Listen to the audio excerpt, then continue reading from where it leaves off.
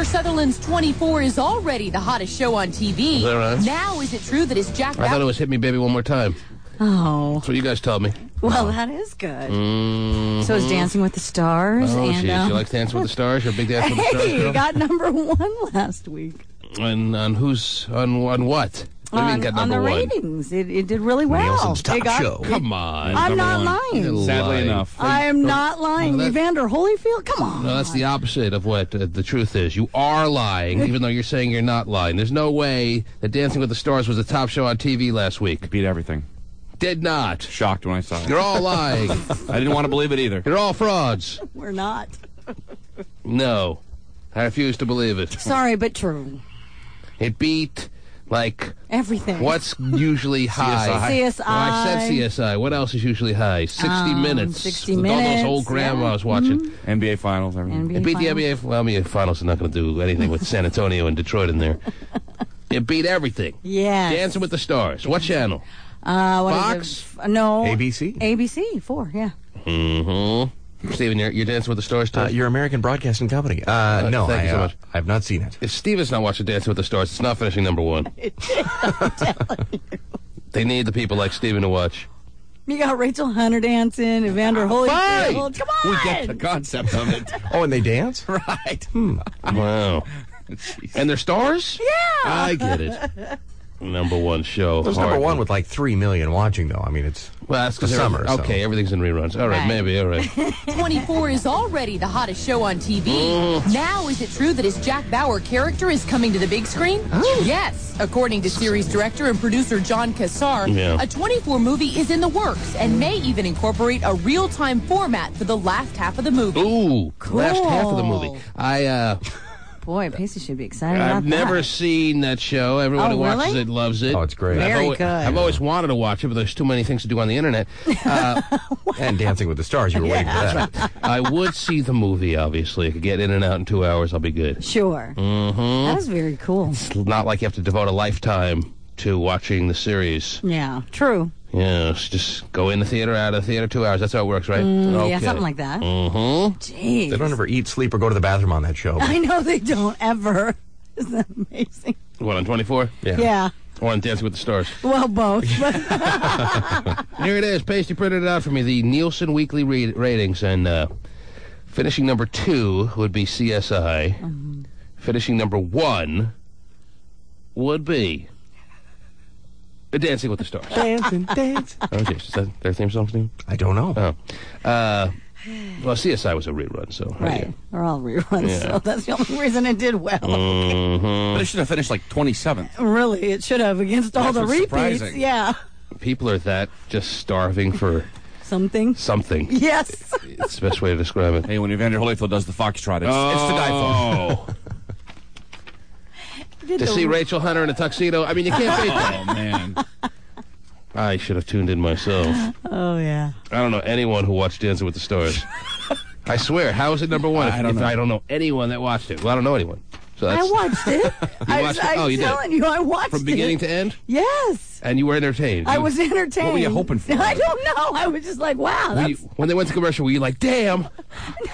I was just sitting there panning, waiting for it to come back, or what? No, but I was like, wow, that's, kind of interesting. I mean, it was entertaining. It And wasn't like you're a fan. #1 or anything. I was surprised that it was, but Right. I was entertained, sure. And you would watch again. Sure. Did you accidentally come across it, or were you? Oh, jeez. Yeah. I kind of did. Or you weren't planning it? No, I had heard about it, but I didn't purposely Right. know that it was on that evening. You came across it. I came across it. I did. I came across it. Mm-hmm. So, All right. I don't know how you devote an hour of your life. That's an hour you can't get back, I know. It's not like when it's all said and done one day for you, Terry, you're going to say, well, I watched Dance with the Stars about 8 times. Do I have 8 more hours you can give me? I understand that. You can't get that time back. I know. Okay. Well, when you have Trista Wren, the original She's original on the show? Bachelorette, They're not even yes. stars. They're like pseudo-stars. Pseudo stars. they can't even get stars. Right. They're actually misrepresenting the show with the title, Dancing with the Stars. Trista Wren is one of the stars. Yes, Joey McIntyre. Who's Joey McIntyre? From The new kids, New right? Kids on the Block. Oh, Joey McIntyre. Yeah, I You said said Joey. Joey McIntyre. I'm No, thinking, I is that said the Joey. woman from The View or something? No, That's No, Joy Behar. Behar. If Star Jones dances, I'm watching. I know you are. This is a big night. Oh, yeah. See, that's Big night. that's what I was doing on my my computer. Watching Big Nights. Yes. Dancing with the Fats. Yes. Yes. I was dancing, baby. But every time I dance, I end up doing that anyway. I'm stuck.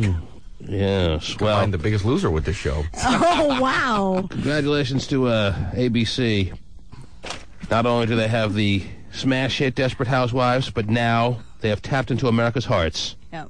with Dancing with the Pseudo Stars. Pseudo-star. Very, very, very big news. Well, maybe they should have like a wild card star every week or something.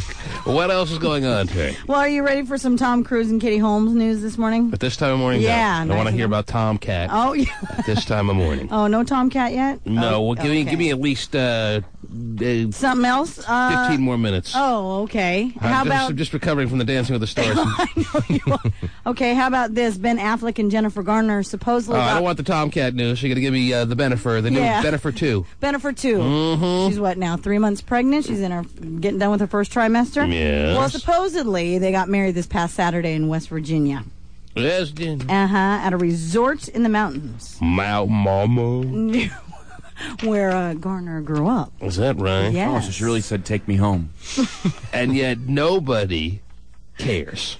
In Wheeling, West Virginia. They may have gotten married. I don't hear any buzz on it. I don't see anyone trying to confirm or have this story denied. What's the deal? Why Jen and Bennifer won? They couldn't go to get a latte without being just swarmed by paparazzi, by reporters. Same guy, Right. Ben Affleck and Jennifer Garner, pretty decent sized star. Nobody cares. They may have gotten married over the weekend. That's our report. Yeah. And they may not have.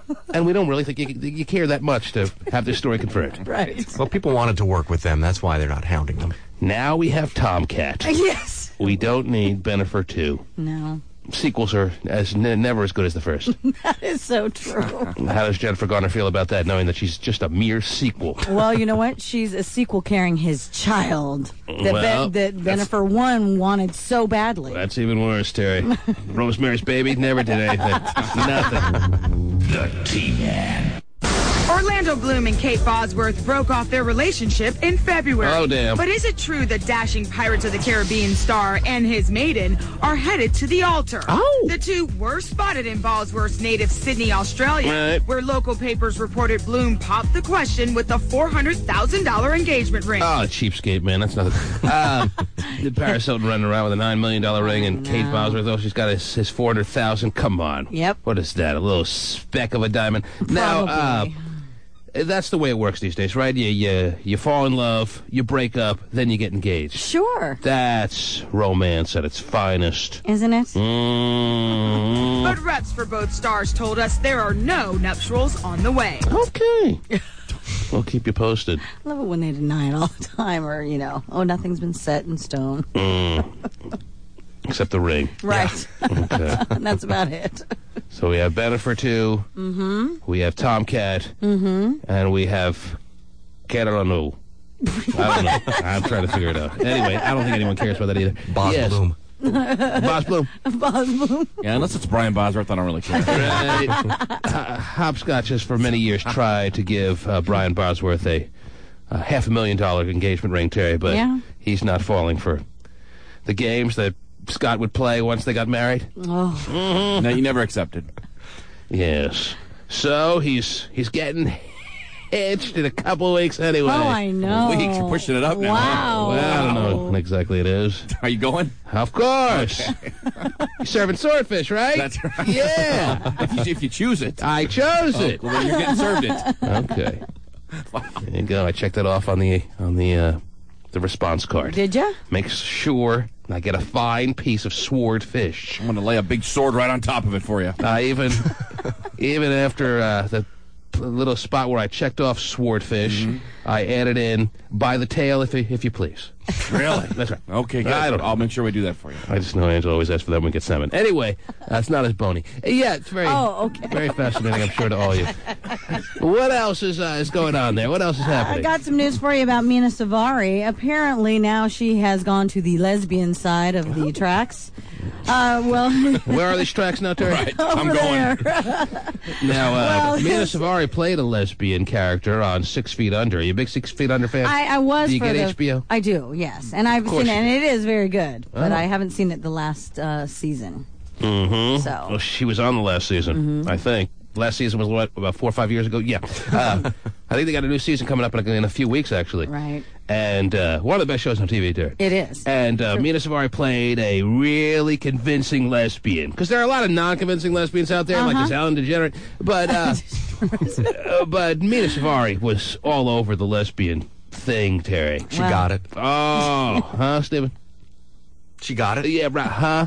Yeah, huh? Well, All now right. she got it too bad, maybe. I don't know. Because She enjoyed her part so much that she is now playing the part of the lesbian in real life. well, apparently Well, she had a weird little life anyway. She was married to like a movie producer who was Yeah. 20 years older than her. Robert Brinkman. They were married for 5 years. Robert Brinkman. He'll turn anyone lesbo. He was a cinematographer. Oh, So, man, he wasn't even a producer. Right. I gave him too much credit. you did. Bastard. Turned a pretty hot woman into a lesbian, Terry. Wow. Scarred her that bad? I don't know. She probably always was a lesbian. And if you're going to go beard kind of masquerade kind of boyfriend / husband guy, why not go with a guy who's completely just, I don't know, 20 years older, got something to offer you? Why Your not? career. Sure. Cinematographers, they have it happening. Is that right? I don't know. Okay. Anyway, some photographer caught her leaving an LA bar called The Brig. Oh, the which- brig, Terry! Oh, man, those biker dykes hang out there like crazy. Pretty much. The clientele there is of the homosexual type. Oh, is that right? Yes. At the Brig? Yeah, at The Brig. Take it to the brig. Taking it to- throw it overboard. Sure. See if it'll swim. Okay. And supposedly she Oh, was, it'll swim, baby. What's that? supposedly the woman that she left with was kind of butch looking. Butch looking. Yeah. Well, she would fill the role of the lipstick type lesbo. So the woman she should leave the bar with should be the dyke of all dykes. And there you go. I'm such a matchmaker, huh, Stephen? Yes. I think she's a champion dyke. actually. Oh, jeez. I never understood if you're attracted to women, why do you want one that looks like a man? Oh, jeez! Well, maybe you don't understand the inner workings of being a lesbian. I clearly don't. And maybe you shouldn't proclaim, too. Because even in that statement, it almost made you seem like you were some kind of expert or aficionado on the lesbian world. Fishing on hot shots. So she went to the brig, huh? Yeah, well, she went to the brig and came on out with a butch looking woman. Wow! I wonder if they'd get the swordfish at your wedding. I'm sure they would. Or would they go beef? No, they're We're not not going going beef. No way. What did you order months ahead of time for the Scott wedding? Well, I'm still bantering back and forth. I circled 2 things, though. Oh, Or checked off geez. 2 things just to see, throw them off a little bit. Mm-hmm. I have to return my response card. I haven't done that yet. I don't think you did it to throw them off a little bit. I think you did it because you want 2 things. That You could want 2 be, main yeah. dishes. You haven't sent back your response card yet? I haven't. No, I haven't I until have. like tomorrow. I You think. realize that's pretty rude? Well, it says respond by a certain date, and I have it in the. I have it ready to go. They're trying to make table arrangements, I'm sure, and you're holding up the process. Pretty much, yeah. Yeah. Yeah, whenever you're ready, dude. That's cool. You know. We'll just wait for you. Well, I told you the other day what we were going to have on the air. I said I'll take this. Like, he's going to... Oh, I'll take the one without rice. It has to be made official. I want a baked potato. He thinks he can circle 2 main dishes because he's not getting rice. I'll have the chef come out and talk to you. Obviously, Stephen. I know you got swordfish and beef back there. Right. No question about it. Stephen Both back obviously there. hasn't been invited to too many weddings in his life. You got to send back the response card. Highly rude. I don't think I sent mine back yet. And am I the only one who has? no, Oh, Terry's having the beef, too. oh, Terry's all beef. Oh yeah. I am, and make it a big old cut. Okay. I'm sure you've said that a couple of times in your life. Okay, well, Rare or well done. so wait a minute. What are we talking about here? Mina Savari. Oh, yeah. Lesbian. She's now officially a lesbian. Yes. Well, good for her. Well, I don't say it's graduated. official, but I'm just telling you that a photographer caught pictures of her and this butch-looking woman coming out of the brig, which is where, Yes. homosexuals hang out or lesbians hang out. Right. It's That's like a all I'm course saying. now at the local Votech, Well, maybe she's got another year on 6 Feet Under, and she was just studying for her role. Maybe she was was. just brushing up on her role. Brushing up fine. Now, I don't know sure. why muff diving would be a part of studying up for your role, but she shouldn't have maybe taken it that far. He's still trying to make a stupid joke. But one could say she was just re-rehearsing for that part. Maybe so. Even yeah. though that part ended about halfway through last season. She's done now. And her contract wasn't renewed. Right. She still feels like she wants to go to the break. Who's this? That's Mina and the butch-looking woman. That is not a woman. Come on. It's probably her dad, and, Women don't wear pants like that. See, that's my point. If you're into women, why would you want to date her? It looks like me. Wow. I thought you were into women. Right. It does look like if it looks like anyone I've ever met in the world, it looks like Hot shot? hopscotch. Come on. Exact same It hair. doesn't make any sense. Exact same hairstyle, Terry. Right? Yes. You have the same hairstyle That's the as this woman who is a regular at the brig. At the brig. Well, I'm big in the lesbian scene. I mean, I get Dyke Weekly. I keep up on the fashions. Yes. Did you know you're doing Mina? You're doing Mina Savari. Wow. Yeah, the only thing you're missing is Mina Savari. That's it. My fiance looks a little kind of like, same kind of geez. look. So maybe, Wow. maybe she'll turn someday too. Oh, wow. Pretty sure she will. Be with me for a while. She'll roll over one morning and go, I married what? Okay, what else is going on here? What else is happening? Those who were invited to Michael Jackson's victory celebration this past weekend were treated to a nice little concert by Tito. Isn't that great? And people stood up saying, I thought we were here to celebrate. Make them stop. Apparently, he performed a medley of classic Jackson 5 hits. Tito. Tito. Right. Yeah. Not Jermaine, who would have been tolerable. Not Michael, doing a couple of ditties, which would have been very, very fascinating. But Tito. Yes, It was either Tito or Randy flipping a coin. And Tito won, or lost, depending how you look at it. And he entertained the crowd. He did. Wow. Must have been great. What does Tito actually play? What did he play in the band? He plays the lottery. I don't know what he plays. That's what I thought. Plays the ponies. Doesn't play an instrument as far as I know. Yes. Maybe he snapped a finger or two. I Right. don't know. Okay, he plays his hand. Yeah, Okay. he Tough plays his instrument to hand. learn. I play my hand all the time. Anyhow. Well, that's... yeah. I'm really sorry I I, know didn't you make missed it. out. Yes. But, It was at a casino, right? He has a regular gig there, I think. Yeah. He's a headliner at a casino in San Jose, from what I hear, Terry. He's the Celine Dion of San Jose. Right. Wow. There you go. Yeah, it's the choose. I don't even know how to pronounce it, so forget it. Yes, it isn't. They built a stage for him like they did Celine Dion out of matchsticks, though, but still. Yeah. But Pacey Davis just loves printing out pictures. Is he I doing really, what? I really needed to see a picture of Tito, by the way. Oh, Tito Jackson. Right. He would look good with this dyke lesbian. Look at them two, Terry, as I overlap pictures. Right. Tito and the butch woman. It's a happy couple. Good. So how was that big shindig, that victory party? Apparently pretty good. It's been a week. It's been a week now since Michael Jackson has been a free man, Terry. 1 week ago today, the jury came back with a not guilty on all counts verdict against Michael Jackson, in case you've been living in a cave for the past 7 days. Yeah. Woohoo, congratulations. Oh, Michael. jeez. And I'm glad that everyone had a nice celebration over the weekend. Yes, they did. Mm-hmm. Everybody was happy. Yes. So It's nothing better than everyone being happy, Terry. that's true. Are you sure you confirmed that everyone was happy? I'm going to assume. might have been- with Tito performing, how could you not be Well, happy? I mean, come on. Okay. Hopefully they charge people to go in so Tito could make a little money. All right. See what's going on these phone lines on a Monday morning. That's always fun. You're on the air. Hello? Hi. Hi. It's Lizzie. It's who? What? It's Lizzie. Lizzie? What's your name? Lizzie? Yeah. Oh. You have trouble pronouncing your own name? What? Say your name again. Lizzie. Lizzie. That tongue ring gets in the way. Oh, though. geez. Do you have a tongue ring? No. Oh, okay. You had one? Yeah. Yeah. Still get you. Wow. Still getting used to the no tongue ring feel, huh? The hole isn't completely patched up yet? Right. It's a damn shame when you get a tongue ring, Terry, and then you can't pronounce your own freaking name! Oh, my God. Okay. How are you, Lizzie? I'm fine. Yes. Next month is my 18th birthday. Oh, Lizzie, you know I know that.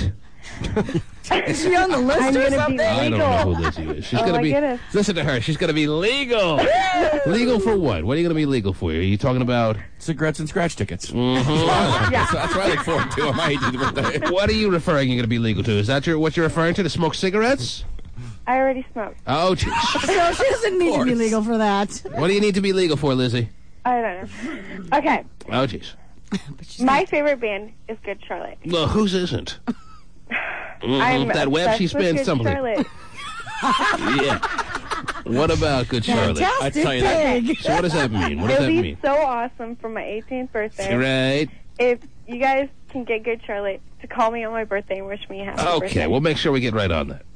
And we could make that happen. There's no doubt about us making a few phone calls and being able to pull a few strings with a couple of record labels and making that happen. But why would we do that for you, Lizzie? What have you done for us? Yeah, what have you done? Well, now that she's going to be legal. I'm a Terry. devoted Wow. fan. You're a devoted fan? Yes. Mm-hmm. Of Good Charlotte. Oh, you mean of us? Oh, wow. Terry, she's a devoted fan. Jeez. You know, she's the only devoted fan we have, so that's why we should have Good Charlotte call her. Ah. If we had any other devoted fans, then we'd have to worry about all the others calling us, Terry, Right. and asking to have their favorite band call them on their birthday. Mm-hmm. Hey, Lizzie. What? If we had all the devoted fans call us on their birthday asking for their favorite band to call us, we'd have to have 6 bands calling people. I mean, no, we'd have to, it would be a pretty tough life for us making a lot of phone calls. You know what I mean? Yes. Now, it's kind of interesting that you have the gall to ask for such a request, and I have to admire that to some degree. That I don't remember recently anyone making such a bold request, Terry. Right. But, I mean, I just don't see me taking the time out of the day to make... It would take a bunch of phone calls.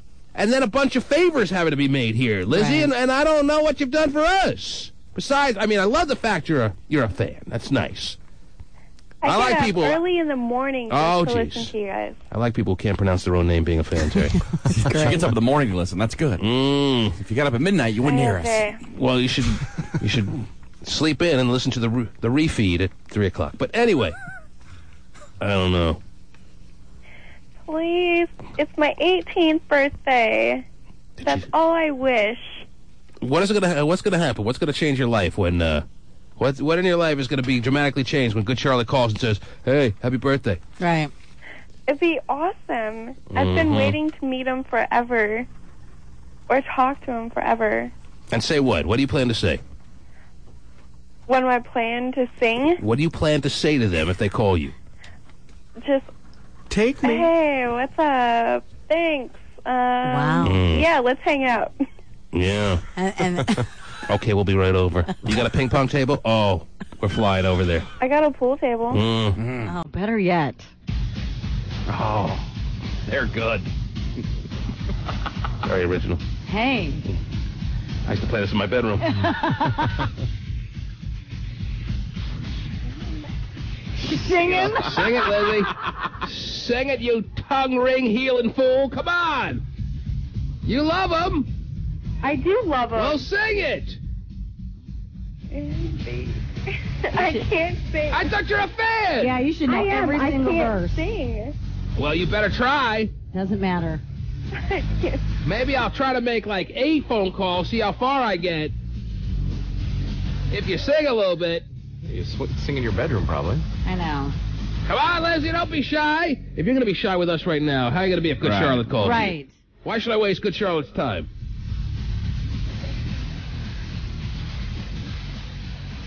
Oh, Lizzie. What? Blue, how about Lizzie coming up empty? So empty.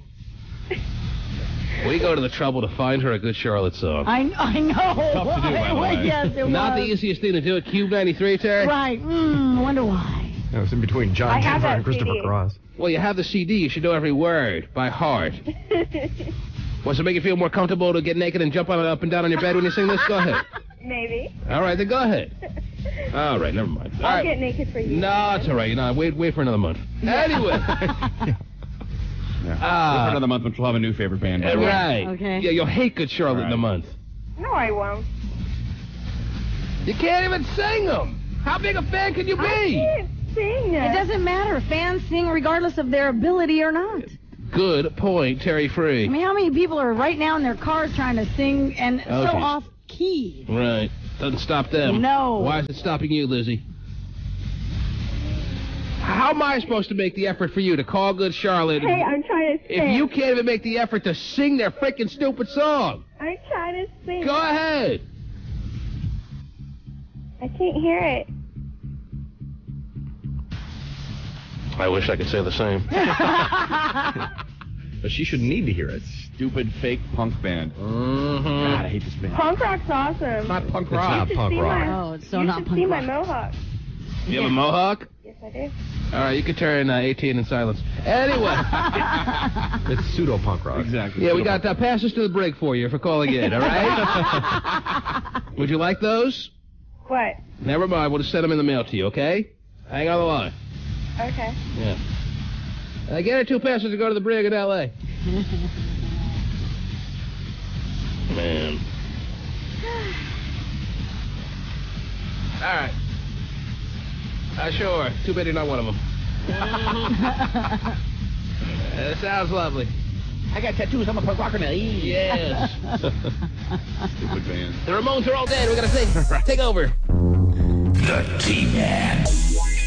Tom Cruise gets squirted with water at the London premiere of War of the Worlds. Oh. He was the target of a fake reporter and crew interviewing him for a British comedy show. A few minutes earlier, Right. Cruise got a big smooch from his new fiancée, Katie Holmes. Oh, so we got 2 big squirts, Terry. What's the deal, Pasty? We don't have the audio of him actually reacting to getting squirted? Because it was like a Ashton Kutcher kind of show. At least Right. there, her little spin on Punked over in London, Terry. It was Yes. called Bluffed. Right. Very, very creative. Ashton Kutcher looks like a genius compared to these guys, because these guys just had like a microphone, and they were interviewing Tom Cruise, and all of a sudden, in the middle of Tom Cruise answering a question, they squeezed the microphone, and a whole bunch of water just came out and squirted Tom Cruise in the face. Mm-hmm. Not the highest level of comedy whatsoever, Terry. No. And Tom Cruise had just disdain and scorned these guys. Instead of just walking away or looking really angry or wanting to hit him or something like that, his reaction was to just start questioning them. Why would you do that? I'm answering your question. Right. And we don't have that audio? I saw it on the internet. It's pretty funny. I do have his quotes, though. Oh, you have his quote? Yes, I do. What did he say exactly? Tom asked the guy, quote, "Why would you do that? Why would you do that? Why would you do that?" Oh, jeez. 3, why would you do that? Do you like making less of people? Do you like doing mean things to people? Is that it? It's kind of cool. Just sit there and ask questions of the Right. guy that just squirted you in the face. Well, then apparently the guy tried to, walk away, started walking away, Yes. and he kept talking to him. And he Well, says, he's lucky he didn't shake their hands, Terry, because I hear they had one of those little hand buzzers in there. "Oh yeah, That's major comedy. oh, that's a knee slapper What do you feel right stupid? there. I You were know. bluffed. And he said to him, "Don't run away. That's incredibly rude." I'm Oh, so here they giving ran you-" away. Yeah, They ran they away. started walking away. Well, yeah. when you're in the presence of 5'5" Tom Cruise, Terry, it's very intimidating. Well, Katie was probably standing behind him, and they said, "Whoa, watch Ooh, out!" This 6-footer can take us down. Yeah, we better get moving. He looks like a tough guy. You don't want to get her angry. Yeah, don't get her upset now. But apparently that's what he was saying. He says, "Don't run away. That's incredibly rude. I'm here giving you an interview and answering your questions." No, actually, we do have the audio, Terry. Oh, you do? You want to hear what he said exactly? Sure. Okay. Why would you do that to a happy little creature that is fluffy? I mean, I'm fluffy. Not like I am carrying a gun. I'm fluffy. And Tom was fluffy. Hey, Tom, there's no doubt about it. It is as fluffy as they get Right. in Hollywood. Mm-hmm. And he makes a great point. Why would you do that to a little bunny like that? I think he'd have like a sizable bodyguard with him at all times. Oh, jeez. I haven't seen too many, big old probably stand bodyguards by behind him, him. Yeah. Oh, to take You these don't guys see him down. flanked by a lot of To people. take down the guys from Bluffed. We've named it Bluff. They Okay. were arrested, by the way. They were? Yes. Okay. Well, after they serve their 10 years, I'm sure they'll be very, very sympathetic to what they did. Anyhow. Wow. Well. But it messes up. I mean, if it's hitting him in the face and all that, the makeup that he's probably wearing. He's at the premiere for War of the Worlds. He's dressed up in a suit and tie. Looking all nice. Trying to look all Dapper Tom-like. And he mascara's running. Gets squirted in the face, yes. Stephen knows how upsetting it is when your mascara starts to run, right, Stephen? Yeah. Mm-hmm. You know, the water mixes with the gel and then your hair goes all out of whack. Right. Fine. And with your mohawk, the way you have to do it up, it can be very unsettling, I'm sure. Right. Okay. How can Tom fight aliens if you can't even fight someone with a water gun? Okay. Come on, I'm not buying it. Well, we'll find out in War of the Worlds. Oh, yeah. It's very exciting. What else? When does War of the Worlds open up this Friday? Is that the deal? I think it does. Yeah. I think it's this Friday. And they're saying it's the greatest thing since air. Wow, since air? Since air, Terry. What was greatest before that? Oxygen? Well, is that the same thing? I guess? Yeah, pretty much the same. What am I, Terry now? Mm-hmm. Water was first, and then air was better. That's Yes. right. Okay. There was sliced bread. Oh, yeah. That's it, huh? Yes, and air, oxygen, H2O. Water, yes, and now War of the Worlds. Cool. Can't wait. Well, that's what people are saying who have seen a pre-screening of War of the Worlds. That it's like one of the all-time classics that have ever been put on a big screen. Well, And then download it to a little screen. Yeah. Right. What else? Pasty loved it in his house. He's already seen it. He's already seen it. Yes, that's Well, why. Leonardo DiCaprio just missed getting his jugular vein cut this weekend. He was at a party at Rick Solomon's house. and- Terry, you get your jugular vein cut. Oh, I mean, that is not a little injury. that's not good. That's. Thank you for the editorial commentary. You know that Right. jugular vein is something you want to protect a little bit. Yeah, I'd say so. And I heard about that story as well over the weekend. Yeah. Someone threw a bottle at a party at Rick Solomon's house. Yeah, he was there partying with Rick. Now, for those who can't remember who Rick Solomon is, he's the one who made the very tasteful video with Paris Hilton, the One Night in Paris video that, come on, we've all seen by now. If you haven't, come on. Where are you? Are you living on this planet? Come join us on this planet we call Earth. We'll send you a copy.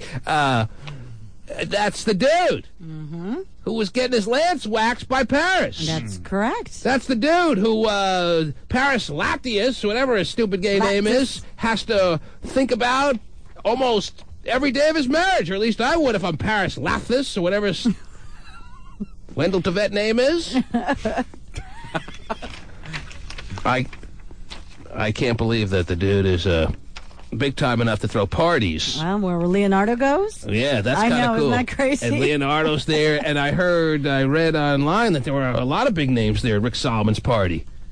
He's been in the scene for a while. I mean, he's... Yeah. Well, kind of makes me a little jealous that we're not in California little party scene.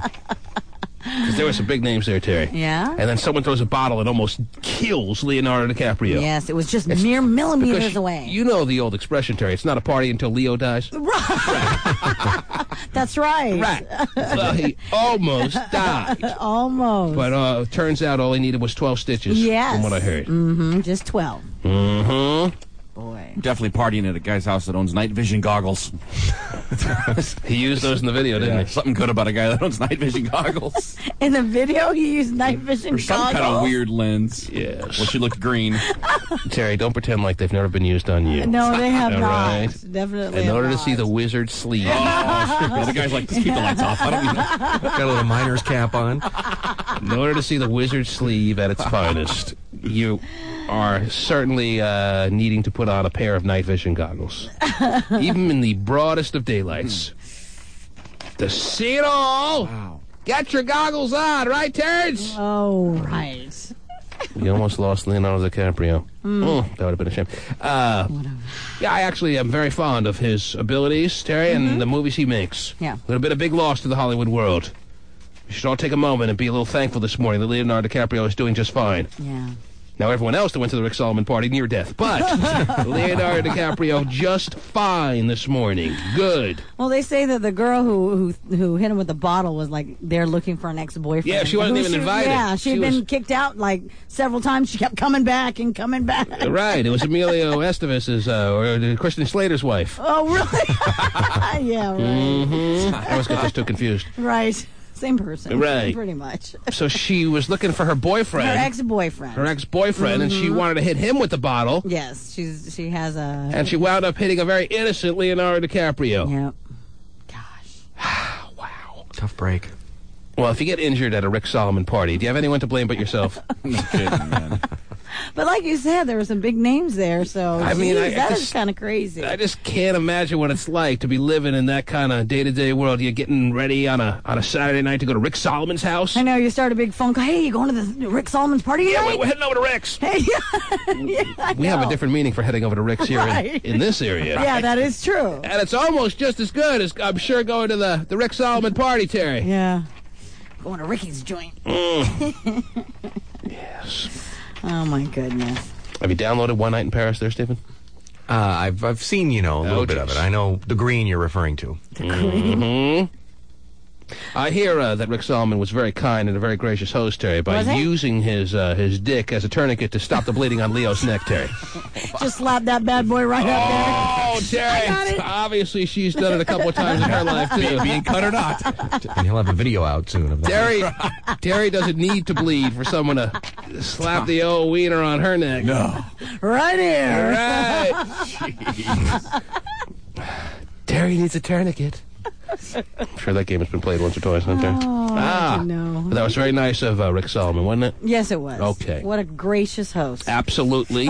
And that is the responsibility of the host if anyone starts bleeding. If you have a big party like that. If you have as big a party as Rick Solomon has down there, you got to use it for the right cause. Yes. Mm-hmm. Steven, you got a big party happening there? Oh, yeah. Okay. All the That's time. Pasty. Right. Oh, Pasty's big party. Pasty is a block party. Wow. A block party, Pasty. Block party. All right. He's Times Square on New Year's Eve, isn't he, Pasty? Aren't you, Pasty? Celebration for all, yes. Somebody got cut at his party, and Pasty ended up paralyzing him, trying to stop the bleeding. Mm-hmm. And everybody else in the room. Oh, sorry, dude. Oh, that sucks, man. Mm-hmm. Oh, goodness. Yes. But he's there for us in the event of an earthquake, something to stand under. So. Okay. So, any other news coming out of the Rick Solomon party, Terry? No, that just a near-death experience for Leonardo DiCaprio. That's got to just be pissing you off. You're sitting there at the party, you're hanging out, and all of a sudden a bottle comes flying, cuts you, you're bleeding like crazy, side of the face. Yep. I mean, you expect that like in college or something, but not when you're Leonardo DiCaprio. I know. Leonardo DiCaprio is what, 30, 31 now? Probably, yeah. 29? Something. Yeah. His friends had to take him to the hospital. Mm-hmm. He had to go to the emergency room at 4 in the morning. From Rick Solomon's house to the emergency room. Now, one can make the case that is not out of the question by any means to go from Rick Solomon's party to the emergency room, but not for that. Right, not for 12 stitches across your face. From a coke overdose or something. Come on. Right. How old is Leonardo DiCaprio, Stephen, please? I am looking it up at this moment, and he was born in 1974. So he's 31. 31. He'll be 31 in November. Wow. Mm-hmm. Yes. It's a weird age. Anyway. And he was born in Hollywood, California. Is that right? Don't stop now. You want more? We're waiting for more. You're just wowing us with the facts, and I'm hoping his favorite color's right around the corner. Well, his name, do you want to know where his name comes from? It comes from the painting made by Leonardo da Vinci. Oh, very good. You don't need me. I don't need you. I've said that for many years now. His mom was pregnant. Yeah? And I saw this on like a behind-the-scenes deal on E! I watch a lot of TV, Terry. Mm-hmm. And she was looking at a painting of that Leonardo da Vinci had created when Leo, in her tummy, Terry, in the womb there, gave a little kickety-kick, and she decided at that moment to name him Leonardo. Wow. Okay. Yes. The rest, as they say, is history! I think my mom was wiping her back in with Scott's toilet paper at the time, and I gave a little kick. Yes. Sounds good. Oh, definitely Scott. Scott! God! Yeah. Nice and cushy, too. Give him the middle name of Towel. We're this close to being Charmin. And the rest is history. Yeah, Hotshot Charmin. That's a nice name. And you can squeeze me if you'd like. And of course, his mom has some irritable bowel syndrome. Terry is very close to being named Kale Pectate. Yes. The T-Man. The road to recovery for Roy Horn has been a long one since his tiger attacked him on stage nearly 2 years ago. But is it true the Vegas illusionist is now holed up in a German clinic? Yes. Horn was spotted entering a medical clinic near Munich. Yes. Today, Roy confirmed to Extra he is in fact undergoing treatment. Oh, geez. His partner Siegfried is by his side. Well, that's a new twist. Yeah. Usually he's by his backside. Oh, Terry. wow. Just by his side now. But didn't they, like, break up and all that stuff? Or are they still still just friends. Oh, okay. They're still... Still going to be very much there for each other. Oh, good. Yes. Siegfried and Roy, man. You can't break that up. You can't break that up. Oh, true. Yes. It's been a long road to recovery. It's been 2 years now since Roy Horn was attacked by the tiger, Terry. Wow. And he's almost fully back to where he was. Yeah. His anus almost back to its normal size, Wow. Terry. Everything is fully mended. Good. Uh-huh. I don't buy that. Stephen Well, knows. you might know more than us do. Oh, jeez. Wow, I'm very happy, Yeah, yes. that's good. Ah. Nice to know that he's surviving. Ah. Say something again. What? Ah. It's good he's having fully recovery. Yeah, nice. So when they reunite and do shows again, are you going to be there opening night? Huh? Cheering them on? When is that going to be? I can't make it. I thought they were completely done with that. I think they're completely done with that. You'll know Okay. they'll do it again. Come Yeah. on. I don't know. The stupid Eagles, they tour every year. Oh, Share. geez. They can't give it up. All right. They'll be there. We'll see. They should do an arena tour around the nation. With the Tigers?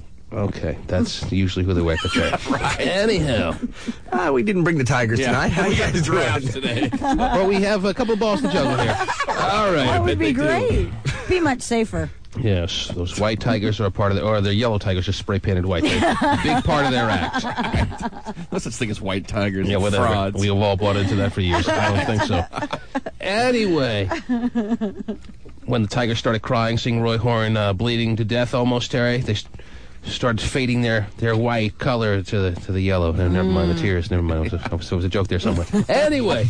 Johnson, get the spray paint quick! Oh, jeez! That Johnson, let me tell you, he has a good life. It's not his real name, by the way. Yes. Johnson has to stand there with a bottle of spray paint in case the tigers start tearing up.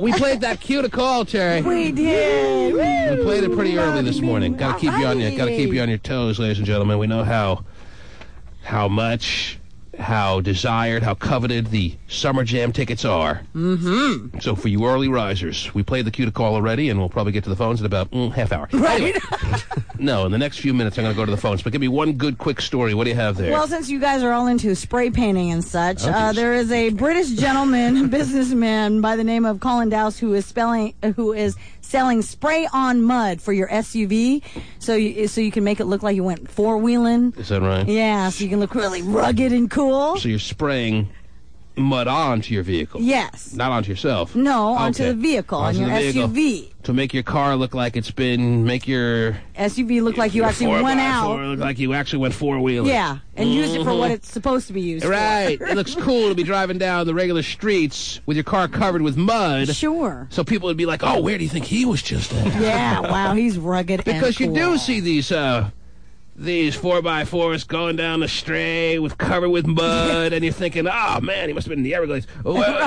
wherever. No, yeah, you're right. And that's the new thing. That's going to be if this catches on, this is not good news for people who own car washes, Terry. If the spray-on mud idea catches on and people start putting dirt on their car, if it starts to become cool to have a dirty car, well, that's not good for the car washers, the car washing establishments of our country, Terry. Oh, I understand. But hey, a case can be made to this. A case can be made for this because, well, we now buy jeans. They're all worn and ripped and looking like they were worn for years, right? Yes, absolutely. Pre-washed. I'm looking at my jeans right now. Uh-huh. They put a hole in the back pocket here. Yeah, right. In the knees, you know. Yeah. No, you're right. They did that all for me ahead of time to make it look like I've owned these for about 67 years. Right. And they charged you $200. That's right. Well, the spray You on been is... buying 7 jeans, Steven? I'm going to start making underwear that already had the poo stains on them. I think it'll catch on. I mean, the jeans. Something tells me you don't have to start making those. Just sell my old ones. You already have them somewhere lying around. $200, please. This is only $14.50 a quart online. Yes. And U.S. distribution will begin within a few months. Very excited. Yeah.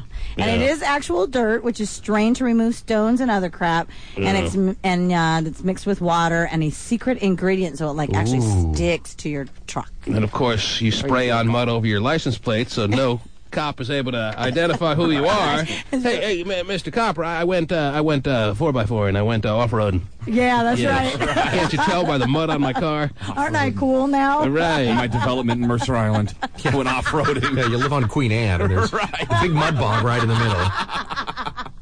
middle. So is anyone going to buy the mud? Oh, I'm sure they will. You going to buy the mud, Terry, so it looks like you went off-roading? No, I don't need to do that. I could care less. But, I mean... It's kind of cool now that we don't need a clean car anymore. Right. That's true. That the dirtier your car is, the more cool it's going to look now. Mm-hmm. That's a big load off my mind. There we go. Jeez. It's a little more than dirty, though. I mean, you have the mud flaps already, Terry, so... Yeah. True. Might as well get the car all dirtied up. It's a match made in heaven. Yes. The mud. Maybe I'll buy this for you for your birthday. Wow, that would be pretty neat. I'll buy you a nice container of mud. Woo! Can't wait. Let me tell you, the guy who makes a booming enterprise out of selling mud, Colin? I want to toast you, dude. If this guy becomes like the big empire of mud, people start going to the store to buy mud, you got to give this guy credit. I know. So you said you spray it on? Yeah, you spray it on. But it comes out, it has to be chunky, right? A little bit? Yeah. Well, yeah, but he says that he's removed, like any The rocks rocks, and stuff. It's but like the companies who have made billions on bottling water. yeah, that's true. So hard to come by. Right. Nice and fresh. It's clean. Well, they offer you a little bit of an extra, yes, that it's cleaner, it's fresher. Right. This guy has better mud for your car. Right. And he's going to, hopefully, in his mind, make billions off of it. Sure. Spray on mud. It'll look great on the Escalade. Mm-hmm. Would you like the website? I have it if you need it. I don't know if I want to make this guy as rich as it seems like it's going to be off mud, Terry. What's the point of it? Are people impressed by that? Hey, look at this, chicks. Yeah, that's the deal. Yeah, your car looks cool. If you have mud all over it, looks like you've been doing some cool stuff. Like you're really the man. You're a manly man. Right. Apparently I'm not. You're not I'm a not pussy feeling man. it. You're a manly man. You took your car off the pavement? Can I have your number? Right. People make a mistake. They paint it on their roof and they're, Oh, geez. what do you call the thing that opens up in the front? The sunroof? Huh? No. It's the not hood? the trunk. The hood, yeah. Oh, geez. It's been a lot of work here, Stephen. Instead of, around the wheels or something, they don't spray it in the right spot. So hopefully there's instructions with it to know exactly how to spray it There to you go. get the authentic look. This end up. Terrific. You Anyhow, can spray it on the hood because usually if you do go if you go four-wheel- four-wheeled, Stephen, you can get some mud on the hood. Yeah, but it should be like around the wheels, then. It's more than just the wheels. If you don't know what the hood's called, you're probably not the expert. You know what? Maybe we should just... But if it's only on the hood, I don't think that's authentic. How about I That's my hit the point. dump button about 16 times right now, Stephen? If you think it's authentic just to put it on your hood, then by all means you do that. Well, not just... All right, never mind. Anyhow, That was my point. I got you. To have mud just on your hood but nowhere else. Right. Mm. Somebody who doesn't really get it. Thankfully, we have you to make sure that's not the case. See, I get it. I live in the Yes. country. I know these things. Stephen will be your consultant on how to apply your mud. Right. Hey, you want to put some on the tires too, buddy? Take the No, old, the wheelbase or above the tires, where when you're spinning it, it sprays up. Right. Oh, yeah. Okay. Put the old Mercedes in four-wheel and goes flying around Duval, do you? I'll tell you something. Stephen has a lot of guts to be four-wheeling in Duval. Oh, There's yes, places he to do does. it, though. Okay. Well, I'm excited. I'm geez. excited to get my first pint of mud, Terry. Yeah, there you go. What do they sell it $14.50 a quart. in quarts? A quart. Good. Online. Online, I can buy mud. You can. I can stand by the mailbox waiting for the mail lady to come by with my mud. Yep. What are you waiting for, my mud? Yes. She comes by with a big box. Oh, my mud's here! Kiss her. Oh, thank you! Kiss her anyway. Oh, wow. Really? She's that hot? Just for bringing the penny saver. The penny saver. We played the cue to call, speaking of penny savers, Terry. Yeah. And somebody out there right now is not only going to win Summer Jam tickets, but it's almost as good as Mud, Terry. They're going to be in line to win $50,000 Come on, really? Alrighty. on stage. Mm-hmm. Now, have Constance the Bitzler and Dumpy gotten together and, done a rehearsal on what they're going to do on stage when they give away $50,000, or are they just going to wing it? They're going to wing it. Oh, it's going to Guarantee be you that. just a train wreck. Come on. It's not like That's you worth can the see. price of admission, though, the train wreck. Talk about mud just spraying everywhere. Yeah, everybody go out, buy this mud, and spray it on those. It's going to be the equivalent of mud flying all over the place when Constance and Dumpy, your two masters of ceremony, get on stage trying to give away $50,000 to somebody in the crowd. Mm-hmm. They should get together and at least practice. That won't happen, but nice thought. Pasty, you want to see if you can get those two on the line so I can get an idea of how they plan to go about this? In the meantime... Maybe he should spray mud on his Magnum to make it look used. I got it dirty. Right. I use it all the time. Nice thought. Pasty. Ladies and gentlemen, turn your radios down. That's the first lesson in Radio 101. 1-866-663-T-Man. You're on the air. What call am I? Lesson 2 in Radio 101. Yeah, We're learning a lot today. When all we're taking is the first caller to win Summer Jam tickets, Yes. there's no reason that I can think of to ask what caller you are. These people need to show up to class every day. You're on the air. Yeah, I was wondering, I'm calling for Summer Jam tickets. Is that right? His radio's up. Yeah, it is. If I hear the radio, even if I hear it just mildly in the background, Terry, Right. Bye-bye to you. I'm moving on. Mm-hmm. Taking my mud and I'm going home. You're on the air. Radio's up. Oh, jeez. You're on the air. Hello? What up? What up? I'm trying to call T-Man. Mm-hmm. Mm-hmm. Good luck with that. Yeah, okay. If you don't know. You're on the right path. Yeah, Right. you're getting there. You're on the air. Hi. What's up? Hello? Yep. What caller am I? Oh, man. So close. You're on the air. Hello? Hi. What's up? Just wanted to check in, see how you're doing this morning. You're on the air. We're That fine. was a nice approach, though. Well, but... You're on the air. Uh-oh. Good morning. Who it is? Good morning. What's up? What's up? Hey. I heard that cue to call. Oh, is that right? Oh. There's my cue. Oh, jeez. So what'd you heard that do, cue. sir? When you heard the cue, what'd you do, sir? What did I do when I heard the cue? Yes, please. I hit speed dial, bro. Oh, jeez. And here you are. And here I am. Who are you? I'm Tracy. Tracy? Yeah, I've been calling for days. I remember your name, Tracy. I do too. Yeah. Haven't you won before? Yes. Yeah, Have I I, think so. have I what? Have you won before? Not Summer Jam tickets, no. What have you won, Tracy? A key for the, You're on the air. Yeah. Hello? Hello. Yes. How we doing? It's got a new fresh face, Terry. I agree. Right, That's too much to ask. absolutely. No. A fresh face. Prize pig. Oh, jeez. A guy. A guy. male I prize know. I have you on Whoa. speed dial. That's where... That is crazy. A guy? Have you no shame? Yeah, I punched you up on speed dial right below a classy radio and warm. Right. Yeah, you're on the air. Hello? Hello. Yeah, what's up, dude? What's going on? What do you got? Just want to win some tickets. Oh! Well, who's this? This is Shane. Shane? Yes. A fresh face? A fresh face. And what can you tell us about yourself there, Shane? You don't sound like the Summer Jam type to me. Well, Admit it now, and we can move on with this conversation.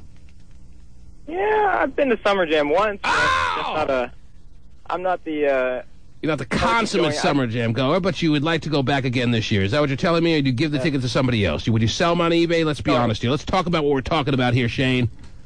I would go with my lovely wife. Oh, Lord. Wow. I don't know if it's a husband and wife place, Terry. Well, my wife stays home on Summer Jam Day. Yeah, no one at Summer Jam admits to having a wife. Okay. Huh? My wife's one of those wild, crazy girls that might show her little TTs off. Oh, jeez. And you'd be proud of that there at Summer Jam? You'd be... There's Shane sitting Well, on, you know, yeah, a that's place- my wife up there. And you'd spray her with mud. Yeah. In a place like that, I don't really care. You don't mind. You're going home with me at the end of the night anyway. Well, don't be so sure. Yeah, okay. You have no problem with your wife pulling up her top and showing a lot of the Summer Jam crowd exactly what she's sporting there. Exactly. Mhm. This one. How old are you, Shane? 24. How old's your wife? 24. You happily married? Yes, sir.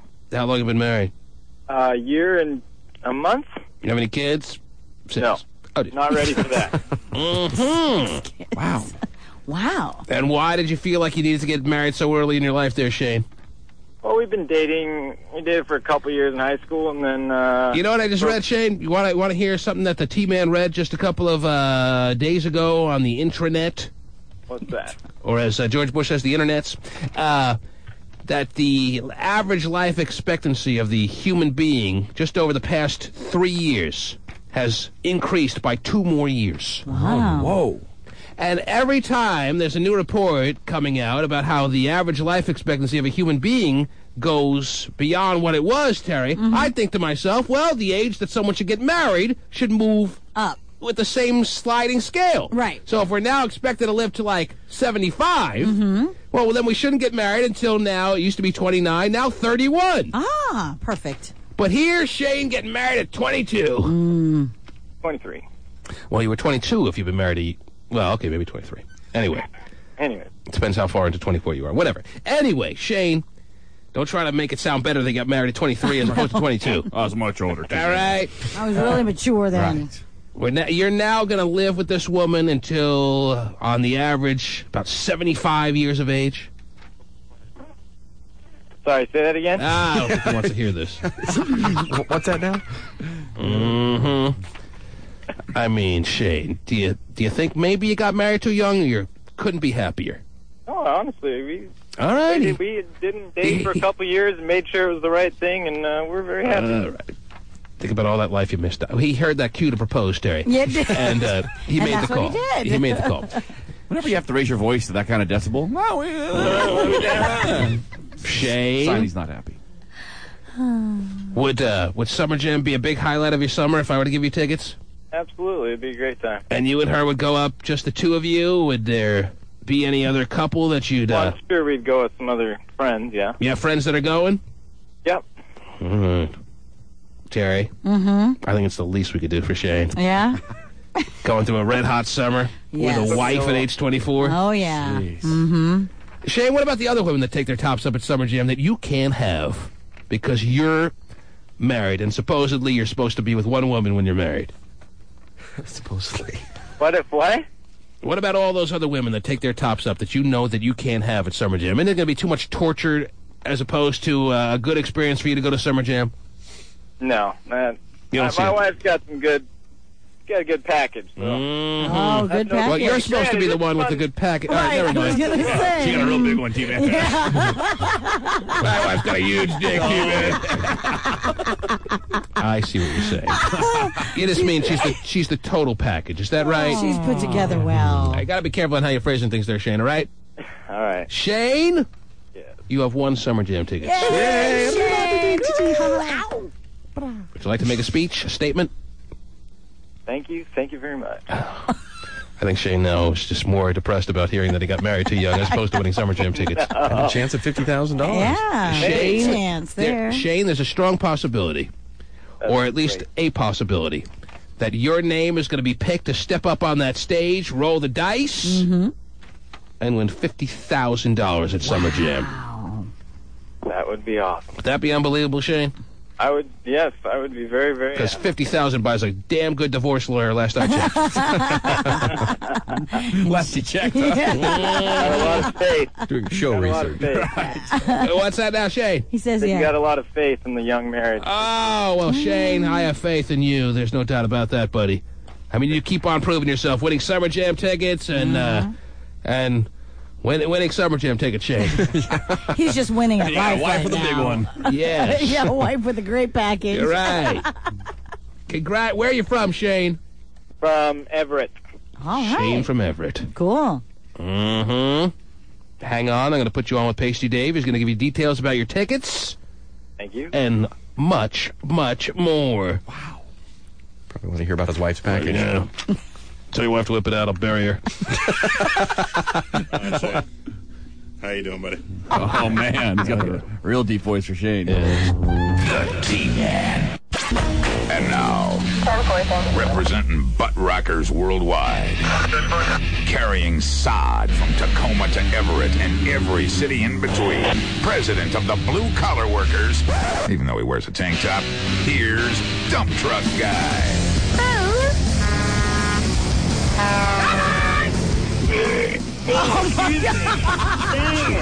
Sorry about that, man. Very nice. That was great. Nothing came out, but here. Yes. We're cracking, baby! Yes. Well, let me tell you, that'd be a great way to start things off on stage. Too bad it wasn't a Bud Light, Bert. Would feel a whole lot better. Although that'll probably come from Constance more than Dumpy on stage, too. I asked in the last segment, the question, have Dumpy and Constance gotten together at all? Have they talked? Have they at least mapped out in their minds how they want this big little giveaway? Big little giveaway. Oh, you love the big little giveaway, Terry? Can it be big and little? Mm-hmm. It's amazing how it covers all those angles, yes. The big little giveaway on stage, $50,000 in cash waiting to be won, and your masters of ceremony are Dump Truck Guy and Constance your Bitchler. Now, honestly, I can make an assessment. I can make a prediction. I could certainly see in my mind that Dumpy, as far as Constance goes, Dumpy would see her as his type. I mean, if Dumpy wasn't married to Joanne Millionairs, yeah, Constance has a look like a couple of little tweaks, and she's all 80s. All right, probably right. Couple little adjustments, minor adjustments here and there. Oh, right there. And she can make the 80s look happen in a heartbeat. Yeah, and probably right. And that's Dumpy's favorite. Dumpy loves the 80s. He loves the 80s. Oh, it is. Rock on. So I can see, and Dumpy's not denying this, you notice, Terry. Right. Of all the dysfunctional family members, of all the listeners out there, I could see Dumpy being more into Constance than anyone else that we have. Wow. And even her attitude, Dumpy can handle. Oh, sure. I mean, maybe not on the long-term scale there. It'd get a little tiring. But for a after quick while. little Summer Jam trailer action. Yeah. Oh, come on. Oh, wait a minute now. Should we get them their own trailer, Terry? I mean, they are two stars of the show in some sense. Sure, they are, right. I mean, they each have their own, introduction and everything. Yes, I think that some people may be buying tickets at Ticketmaster to Summer Jam, Terry, more to see Constance and Dumpy than who knows what other act they may be interested in, Terry, the most. Yeah. Whatever their favorite is. Constance and Dumpy being on stage for the big little giveaway, Terry. Big little giveaway. Maybe one of the biggest reasons to go to Summer Jam amongst all the other reasons, Terry. Absolutely. Now, I asked the question, Dumpy, have you any plan? Have you strategized? Do you have any idea of what you're going to do with the Bitchler to make this big moment happen on stage? Hey, no, I mulled the thought over, but then I started figuring it out, man. We need to get keyed up with the coordinator of this whole shindig, man. Because we can have one plan, and then when we get there, there's going to be a whole different game plan, what they want. So you want us to hook you up with Mr. Gorge? Yeah, Mr. Gorge. Right. Sit down. Dumpy wants to meet Mr. Gorge to understand the layout. Dumpy's been at every Summer Jam I can remember, Terry, so he knows the layout pretty damn well. And this next listener, Terry, this next dysfunctional family member, this next caller, certainly doesn't strike me as the kind of person who needs any rehearsal or any practice for anything. The Bitchler. Starring The Bitchler. All right. Terry, I lost the original music. I lost the original Bitchler sound? Yeah, the voice guy. Oh. Good morning, Bitchler. Hello. How are you? Great. You're right. You know what? I don't know what there is to rehearse. A match made in heaven. Get naked and go on stage. If I That's all I want to do. If I were to be a matchmaking type, Terry, Yeah. if I was just some big yenta busybody, Right. I would set up. If Dumpy and Constance were two single people, Sure. I would. Yeah, you know what? His wife is really, really, really pretty, though. But if That he is- was single, he's hot. Some of the groundwork already being Already. for some backstage action. A lot of hair pulling on both ends. Wow. There's enough hair to pull a third world country here, Terry. I know that. Jeez. Wow. I don't even know what that means. And yet, here they are, the two stars of a big moment, a big little moment that'll take place. Big little moment. Just about a month from now. Yeah. Mm-hmm. And you guys don't want to get together and map out a strategy, or who's going to say what, or who's going to step to the front of the stage, who's going to do this, that, or the other thing? I just like to know what's the freaking game plan, man. We don't even know what's happening. So if we can figure that out, then yeah, we can figure something out what's happening. That'd be great. So we're not up there with our fingers up our butts, not knowing what to say. Well, that would be real excitement. Now, here's what I See know. the fingers up the butt. Here's what I know. Finger Jam 2005. Oh, yes. Well, it turns into that every year. Here's what I've been told, and I Can you made. give me 2 seconds? I got to scale in, man. You got to scale. He's got to scale in. Partner truck 1, I'm coming on for a morning lightweight. We'll be picking up gravel ball. Wow. Tri-State, job 999. Wow. And we'll be needing a scale report at the end of the day, please. On the double. Please. Same thing your phone operator goes through when he gets his physical. This is live action right here, Terry. It is. He's getting gravel. Yeah. Job sounds 999. I don't think we've ever weighed in on the job. I don't think so Great. either. Dumpy, Yes, sir. is there any more reason for delay? Do we have to wait? Are we we're still being Oh, weighed? I missed it. What was that? Come back. They're loading up the truck. Wow, it's exciting. It is. I'm getting goosebumps. Thank you. All right. Good to go. Tear it up. What was my last question? I just got thrown off here. I forgot. I asked an important question. Does anyone remember? Got What is he distracted. loading today? No, that wasn't it. What was I saying? Oh, I was going to tell you, as far as I know, what the whole scenario is going to be like. From what I've been told, somebody's going to be picked out of a big hopper, and I guess one of the two of you pick a name out of a hopper. Right. Amongst the people that qualify, you got to have a good hopper at every Summer Jam, Terry. Sure. And when that name is called, that person gets to go up on the Summer Jam stage. Wow. You put a pair of dice in their hands. They can either take $5,000 immediately, right, or they can roll the dice and go for $50,000. What do they have to roll? A pair of dice. But aren't they? I know, but the like, big do they have to shoot like snake eyes or? I think it's one dice, right? It's one dice, one die, or whatever. What's the singular of dice? Die. Die. One die, and they pick a number, and if they roll that number, they get $50,000. I think. I mean, this is all subject to change because I'm not sure I understand it correctly. But I think that's what I've been told. It's like. Happening, and we're going to give away $50,000 to the jackass supposed to win $5,000. Well, I'm telling you that they can take $5,000 just by not even rolling any dice. Indeed. So it's like 20 dice, and they have to get 22. Yeah, if you can get 4 11 times in a row, you win. Right. So it sounds like a piece of cake, man. You spin the hopper, you pick out the name. Oh, yeah, Mike Hunt. Come on over, buddy. And Dumpy sounds like a natural. Dude, Mike always wins. Yes. Now, Mike is a prize pig. Now it's up to you guys. Oh, from Burien? Yeah, I know that guy. Now it's up to you guys to add some flavor, to add some special sauce. Oh, I'm sure the Bitchler will add some special sauce. Oh, Terry. She's out there getting saucy. How about Terry not being able to refrain from throwing in a special sauce comment about you, Well, Bitchler? she will. She even talked about getting naked. Isn't that saucy enough? Constance. Pretty saucy. Yes. I would say. Can we expect some special sauce out of you on stage Of at Summer Jam? course. Yes. Gonna deny it? And that's not a low-calorie sauce, Terry. Oh, no. That is some thick stuff. Yes. Well, you can sauce all you want as long as it ain't sticky. Now, would you two like your own trailer at Summer Jam?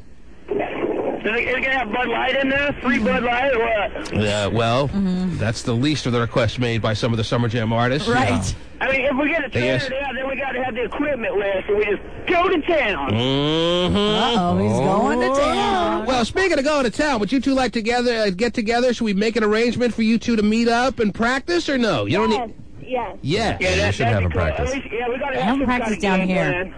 All right. They'll probably go out the freaking window that day, but yeah, it'd be nice to be a little prepared. All right, so why don't we tentatively schedule this practice for 3 o'clock later this week at Tubbs? What do you say? That sound good? I'll be there to be the master of ceremonies of that little dress rehearsal, Terry.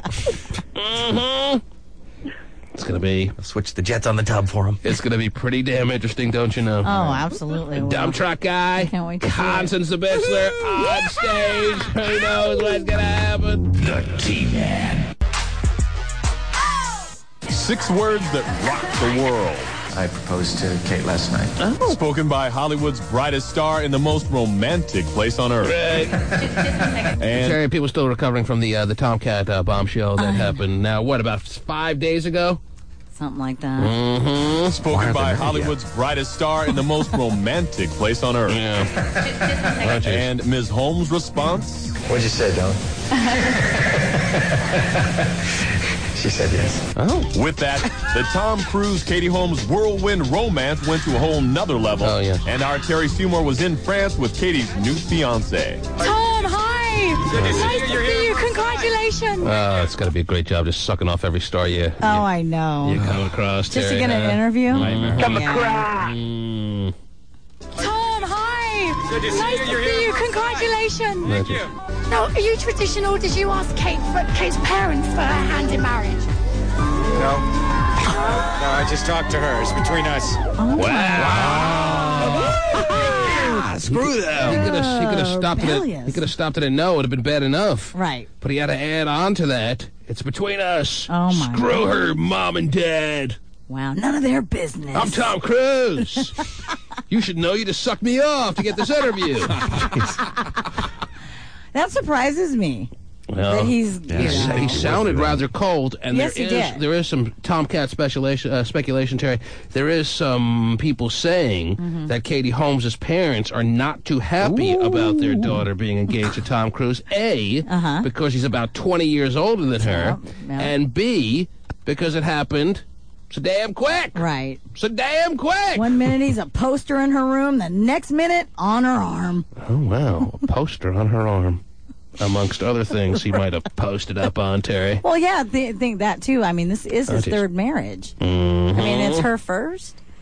And I hear the first time he's having sex with a woman in his life, Terry. So this is big, and Katie's parents are probably a little bit shell-shocked by the whole situation, and Tom Cruise, in a matter of speaking, might have taken a little jab at Katie Holmes' parents. Yeah, I would say so. Now, are you traditional? Did you ask Kate? Tom! Are you traditional? Did you ask Katie Holmes' parents just for her hand? No. No. Stupid question, bitch. Now, are you traditional? Did you ask Kate's parents for her hand in marriage? No. No, I just talked to her. It's between us. Wow. If I'm Katie Holmes' dad, Are you making a phone call? I may be taking a little drive Over to Europe? over to Gay Paris. Right. To have a word with Tom on that one. No, I just talked to her. It's between us. So, what's next? A date, a ceremony, and maybe a few little cruises? And more kids soon? We'll see. We'll see. First, I got to figure out how to have sex with a woman. I got to get this all. How do you impregnate them? Oh, listen to Terry chuckle over there. Just a few minutes ago during the break. Did you hear her scolding Vinny the Pooh? I did. Vinny the Pooh, did you hear her scolding you? I think you heard because you were responding to her scolding you, and I'm just wondering if you feel like at age 21 you have now reached an age where you don't have to be scolded at by a woman who's not even your mom. Yes. Like, you may be acting like your pseudo-mom here in the studio. But I heard it. I just sat back and listened to it. I didn't interject at that point. I said, I got to save this for the air. Definitely. A scold did take place. Yeah, Terry Free scolding Vinny the Pooh over his attire this morning. suggesting that he is starting to look more gangbanger than ever. Do you want to illustrate specifically what Terry took on as far as your attire this morning? She said that if she had ever seen Darius wear pants in a fashion that I'm wearing my pants, that she wouldn't have it. As low as they are, they're damn near to his knees. But they're nowhere near my. They're closer to your knees than your waist. All right. Well, anyway, I think the problem you have is that his anus is exposed to some degree. Yeah, to some degree. Yes. Okay, but anus is. With that said, and maybe that's not deemed the appropriate workplace style. Right. He's wearing a button-down shirt that's open and hanging over his pants, so you can't see what's going on there, Terry. But now maybe you have to use your imagination. Maybe you requested to see. Maybe you requested to see his ass situation, but I'm looking at him now, and it doesn't matter if his pants are high, low, or in between, Terry, because you can't see him. He's got his shirt hung out over his trousers, Terry. Trousers. To the point where you can't see how high or low they are. So why are you getting all on them? And who do you think you are? Well, all I did, like he said, I just made a comment. What was your comment? I said to him, I heard your comment, but I want to hear it now. And I want to hear it in the tone. I said, if Darius came home wearing his pants that low, I would kick his behind, and we wouldn't have it. A, you didn't say behind. Right. B, you said it wouldn't even. It wouldn't even. You said it in a more scathing tone. Right, I did. And Vinny the Pooh just sat back and took it and didn't really respond. Right, and I was like, he's not my child. I understand that. He's over the age of 18. He can do that, but. So you got a problem with the what are you wearing? Shorts. Shorts. Yeah, shorts that are hanging below the ass in the back, Terry, that people, Vinny the Pooh, 21-year-olds are wearing these days because you think it's like thug kind of crick kind of thing going on. Yeah, kind of. And you know, I guess living, you know, with the husband that I have, he's worked long enough to, you know, there's some history to that, and so it's a respect thing. Oh, jeez. So you're telling Vinny the Pooh that he's disrespecting you here in the studio by wearing his clothes like that? I'm just saying that, you know, that's some of the history behind it. Does this have any impact on you, Vinny the Pooh, that you've been scolded by Terry for this morning for wearing your shorts too low? It's crazy. She's got to take the mom factors into work. Well, does it have any? Does it make any impact on you? Would there be a chance that you'd wear your shorts higher because of what Terry Free said, or not at all? Oh, geez. You got to see the whites of your inner thighs on your when you're wearing shorts. Yeah, that's Steven's rule. I understand the whole baggy style. I understand that. Right. But I mean, but his are too low. Yeah, it's low. I mean, you can buy them a couple sizes too big, and still have the baggy look. You don't need them. Your behind hanging out. How do you walk when they're that low? I know. So the fact that Vinny the Pooh has gay phone operator shorts on this morning is a problem with you. Yeah. I mean, what are you waiting for there with your behind out? I mean, do you completely laugh this commentary off by Terry Free? Do you take it a little bit to heart? Or laugh it off. I think it's just funny how she would point it out and say if I was her son, she wouldn't have it and kick my behind. It's kind of funny. So Terry Free makes. So I'm like, whatever. Well, but what you're saying now is, in a little slap back at Terry Free, she makes no impact on you whatsoever. Is that what you want? Is that what you really? Yeah.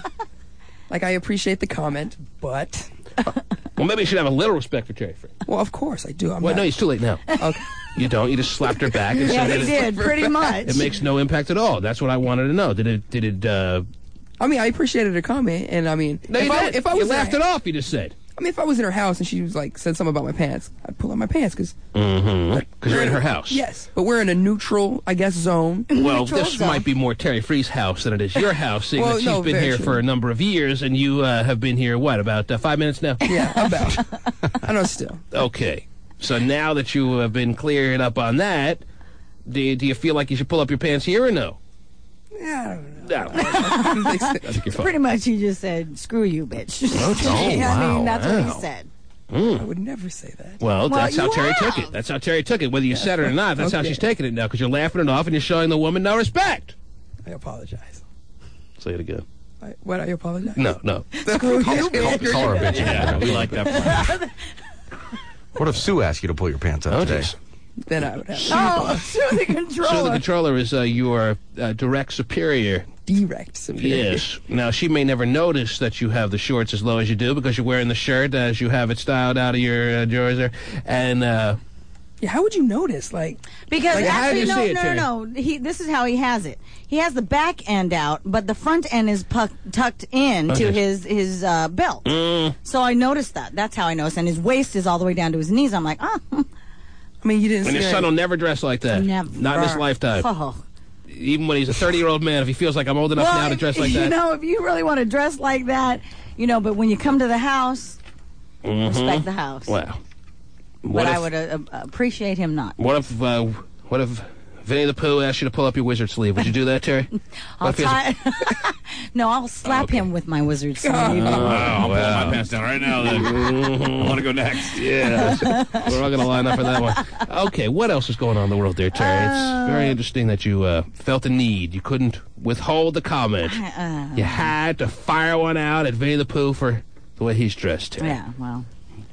What can I say? Okay. There is now a new law that is requiring airlines to tell the public if they kill your dog. Oh, jeez. When you put them on the airplane. Right. Does that happen often? Or? Yes, quite a bit. Really? Actually, dogs getting injured. In fact, more than 2,500 cats and dogs were severely injured on planes, and 108 died because of extreme temperatures or low oxygen flow in the cargo area. I mean, isn't it pretty much self-explanatory when your dog comes off the plane dead? Well, you have to be told. The captain has to come out and take off his cap and tell you what happened, or what? Wasn't us. Well, they just want to get the numbers out Yes. so people are aware that it's very dangerous. So they have to let the entire transport. They have to let the entire public know. Yes. I mean, it's one thing to let the owner. Sure, you. We're notify United the owner. Airlines, and we only had 6 dogs die last week. Right. That's their new Pretty slogan. much. Doing what we do best. Right.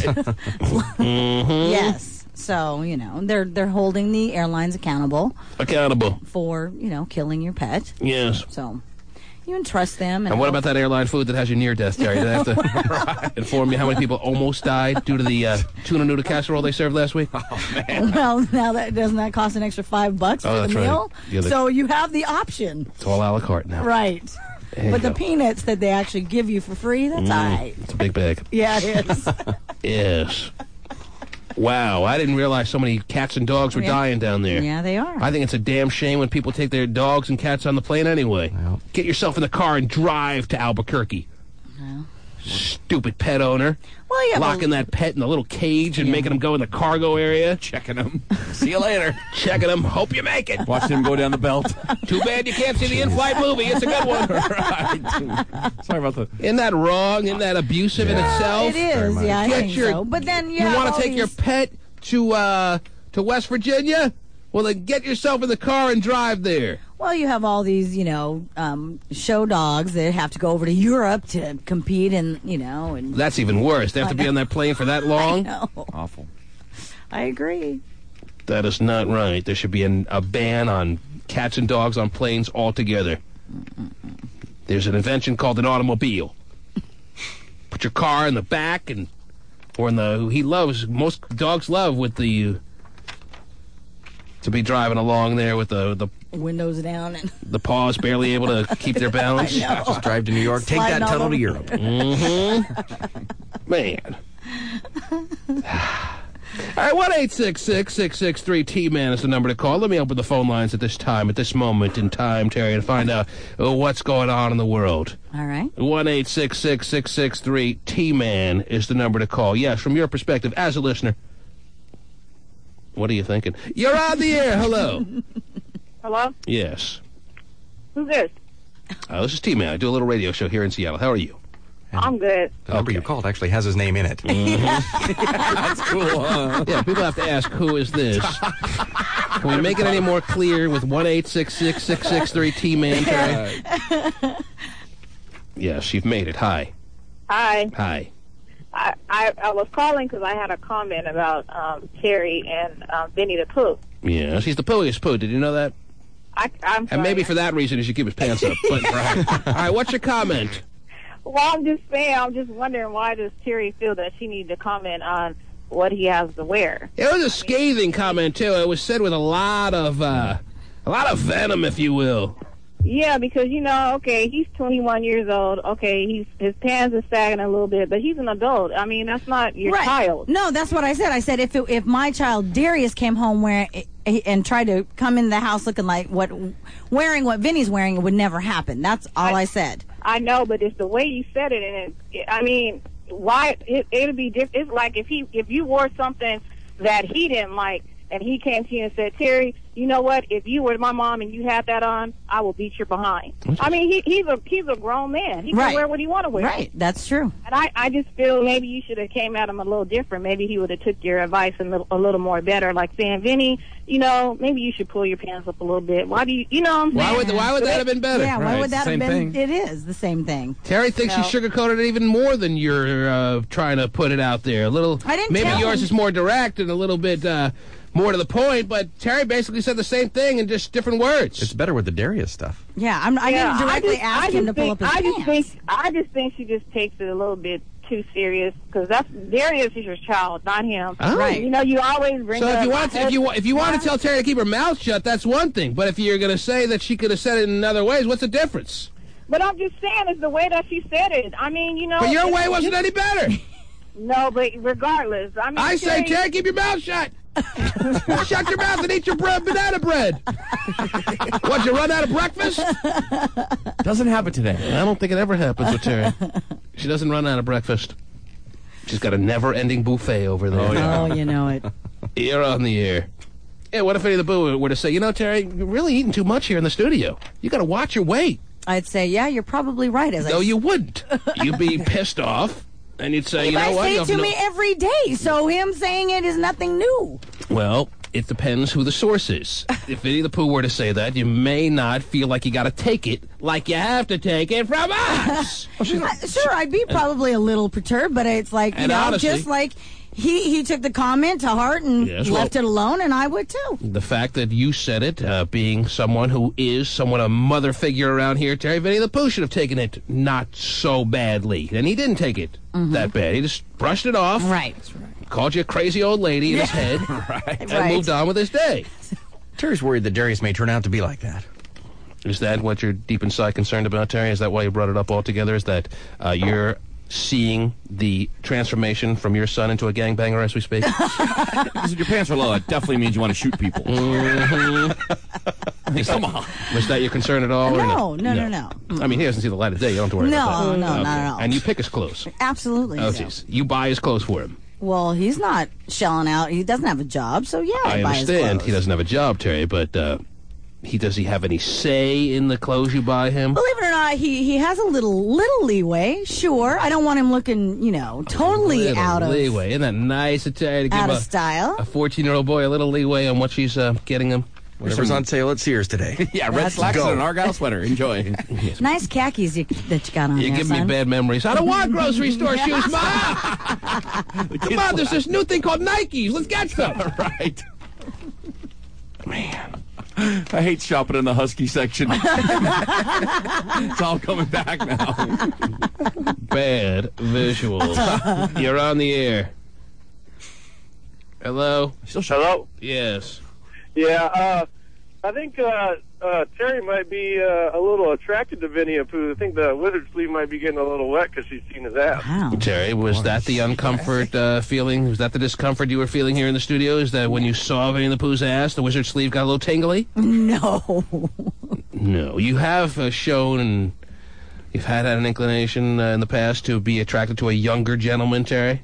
There was this hot patroller who was an 18-year-old a number of years ago that you were always... That I did? You palled around with to such a degree that there was the rumors flying around the station that you were having sex with this man. We were. Well, I'm confirming those rumors. Terry, I'm not in a mode right now to have you confirm or deny those rumors. I'd rather have them left rumors. Okay, Anyhow, you were a single woman at the time. Yeah. You had no one in your life, and the rumors were that you were having sex with a 18-year-old hot patroller. It was great. Okay. Did you start the rumors, T-Man? In my own bathroom, yes, I did. Anyhow, I'm not asking you to confirm or deny those rumors. Uh-huh. The caller just has indicated something he picked up on that maybe you need him to pull up his pants because you're turned on by what you're seeing. Nah. Is that something you're feeling you want to share with us, yes or no? No, Okay. Does that satisfy you, caller? Oh, yeah, but I think she might be a little bit jealous of other people around there because I think she might already had sex with him. Mm-hmm. Would you like to confirm or deny that you and Vinny the Pooh are having sex as we speak right now? We're getting after the show, man. Oh, Getting geez. ready. Okay. Right, Vinny? That's actually correct. Throwing us off the track with this argument that you're having here. You're on the air. Hello. So it's just a little girl fight. Oh, jeez. A lover's quarrel. Yes, hi. What's up? What's up? Yeah, what's up? Oh, jeez. Go ahead, dude. Hey, T-Man. Yes. Hey, man, I'm with Terry Free on that right there, man. You know that originated from prison. To let gay guys, let the people know that they was gay. There's a lot of rumors on where the low style originated from. Right. I have heard, and maybe a lot of people have heard a lot of different theories, but what I have heard is that the gang members started wearing their pants so low with their ass exposed to give an indication to the cops to basically kiss my ass. Mm-hmm. I didn't hear about the prison gay thing. Yeah, So there you go. I've heard different ones. So There's a lot of guys that's wearing. the truth, man. It originated from prison. Easier access to the butt crack. I There you understand where go. you're going with that, sir. I heard it was just hand-me-down clothes that was just too big for people who couldn't buy them from the store, so they get them from their older brothers and whatnot. So they get handed down, and they're going to be bigger. Mm-hmm. He just wants to dispel No, the I've prison heard it. I've heard it before. Very He's well. like, no, it ain't nothing to do with the prison. Right, he wants to get that little theory out of the way as quickly as Right. possible. Oh, no. There's a lot of guys wearing their shorts like that I'm not ready to call gay, by the way. All right. Tell you what, Vinny, you can believe whatever you want to believe, dude. That's right. That's what the But gay your guys ass is exposed, and if I see it, I'm going after it. That's what this caller was saying. Okay. Anyhow, no one really knows who the originator was. I mean, somebody, I guess, had technically to be first Sure. in wearing their shorts to such a degree that the entire ass is out there to play. I guess, yeah. God. You're on the air. What up, T-Man? What's up, sir? Tony from Puyallup. How's it going? Oh, Tony, we've been waiting for you. Thank goodness that Puyallup called. Morning, Phew. Terry. Good morning. Hey, I know what you could have said to him to make it sound a little better. What's that? You should have said, looks like he had a load in his pants, because then it'd be more comedy than scolding. Wow. Boy, that Yeah. sounds like comedy. Cracking As I up. said, Tony, we were waiting for this call for so long. Now we can feel like we've certainly done a service for the community as far as providing the utmost of comedy out there. Yes. So then when you go to the bathroom, all you do is lift up your shirt. Oh, Oh, geez. sure. Right? That's all you have to do. Yeah. No, Bad idea, actually. Steven's gonna try it on my later. knees. They were Well, he's got his underwears on, Steven. Well, but access to his underwears is like just Steven never one. lets underwear get in the way of a good bowel movement, so. Goes right through. Right. Steven just pulls back the flap. What's that now, Steven? I wasn't thinking What were you saying about his, appropriately. what were you saying about his underwear, Terry? Well, I mean that is exposed too. Well, that's but his underwear is But all he has to do is just his roll underwear it isn't down. hanging around his knees. His No, underwear but- is on covering his ass. But it is still easy access. It's just one flap down. Well, okay. You don't have to unbuckle and do all that No, crazy he stuff. just slides everything down. If you just confirm for us, if you do have to take a crap later today, are you going to unbuckle your pants at all or no? I probably will. I mean, Well, yes, you've worn I- your shorts like that before, right? This isn't your Definitely. first day. definitely. So, My when- belt is tight, so I do. all right, so you unbuckle your belt. Yeah. Okay, because Terry says all you have to do is sit down on the bowl, pull your underwears down, and go for glory there. Is that what really makes you upset, Terry? Is his bowel movements? That's the worst part about it, you know. But it's not worse than girls that wear the hip huggers. You can see like their thongs hanging out. It's the same thing. You're on the air. Hello. Yeah, hey, T-Man. Well, I do have problems with like heavier girls wearing that. With And then do you even need to pull the thong down, or can't it just like kind of go out through the sides? Anyhow, pull it over a little bit. you're on the air, like a food processor. You're on the air. T-Man. Yes. I want to know about why is it that it's not okay for the Seattle police to profile, but it's all right for their wives? So I didn't profile anybody. You said I was a gangster. I didn't say that. I mean, you're defining dude as a gangster. I Hey, hear him Terry, as a, when you said when when you said to him that you would not allow your son To wear his his pants, clothing that- in such a fashion, you were basically saying that you wouldn't let your son dress like a thug, gangster, gangbanger, whatever you want to say. Well, I didn't say that, but I just, to me, like I told you, it has to do with respect with law enforcement. B, to me, it looks sloppy. it's inconvenient that you put conditions on the love you have for your child. That's to say that if your child was gay or with purple hair, you wouldn't love him. What if you just wanted to wear baggy pants? Oh, Yeah. he does. He tries to get away with wearing baggy stuff. Sure. But what if does. he did all three? Purple hair, gay, and wore baggy Oh pants. my gosh! Whoa. Trifecta. I'm going to try that later. Skateboarders wear baggy pants nowadays, too. That's not exactly a gang. No, that's true. You're right. But they're white, so it's cool. Wow. Geez, Stephen. Oh, Go there. Send your cards and letters to Stephen R. Kilbreth, care of the Cube 93 Traffic Department. Wow. Duval's finest. Yes. Yeah. Now we know why he lives in Duval. He was the one that brought up the profiling. I was just taking it a step too far. Yes, yeah. Stephen, make sure to go the other that line direction. here. I'm on the other side of it at this point. Stephen's pants are going around his over his belly button as we speak.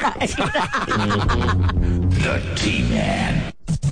Well, for women, do you want to appear younger? The secret is in grapefruit. Oh, geez. According to a new study by the Smell and Taste Institute, Right. the scent of grapefruit on women makes them appear younger to men. I just want to hang out at the Smell and Taste Institute, Terry. Sounds pretty cool to me. According to a new study by the Smell and Taste Institute, Yeah. the scent of grapefruit on women makes them appear younger to men. Uh-huh. The study says the scent does not work for men, though. Researchers also tested scents like banana, spearmint, and broccoli, but none had the same effect. Yeah, I love rubbing broccoli all over myself, Terry. Yeah, that's a nice scent. I want to meet that person who took part in the study by rubbing broccoli all over their body. But there you go. If you rub grapefruit all over your cooch, Terry, it'd be like, wow, your vagina smells so young. Does that mean that I won't have a wizard sleep? It's amazing. You got gray hair, lady, but boy, does your vagina look young. Smell, feel, everything. Grapefruit. There's your answer. Just rub grapefruit all over your body. Wow. Mm-hmm. Very interesting. Makes you appear young. Mm-hmm. It's terrific. And it's good for you, too. Yes. Okay, what else? Eat it and then dribble it on you. What else is happening in this wacky-ass world? What else do you have there? Well, it looks like Wimbledon may crack down on all the grunting in between, during matches. Especially in with between matches. Yeah. That was a slip there. They got an hour to go before the big match. Wimbledon referee Alan Mills, who's been the head official there of the tournament for the last 22 years. Well, grunting in tennis has gotten out of control. It all started with Monica Seles, and we thought it would stop once she got stabbed in the back by a fan, Terry. No. But she started it back in the 80s or the early 90s, whatever it was, and now every player grunts to a degree that it's just nauseating. And not that I sit and watch tennis, but just a few weeks ago, my parents were in town to see their grandson, Terry. And my dad likes to watch tennis. Really? Yes, he likes to sit when the French Open was on. And there was just some guy who was going, it was like some even European moan. It was worse than even the Americans moan. It was like, every shot.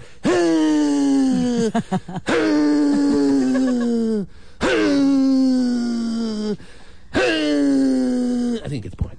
It was just absolutely unnecessary. Yeah, that's what this guy's They saying. should just ban it altogether. If you grunt, you lose. As soon as one nasty grunt comes out, they stop the match. It's over.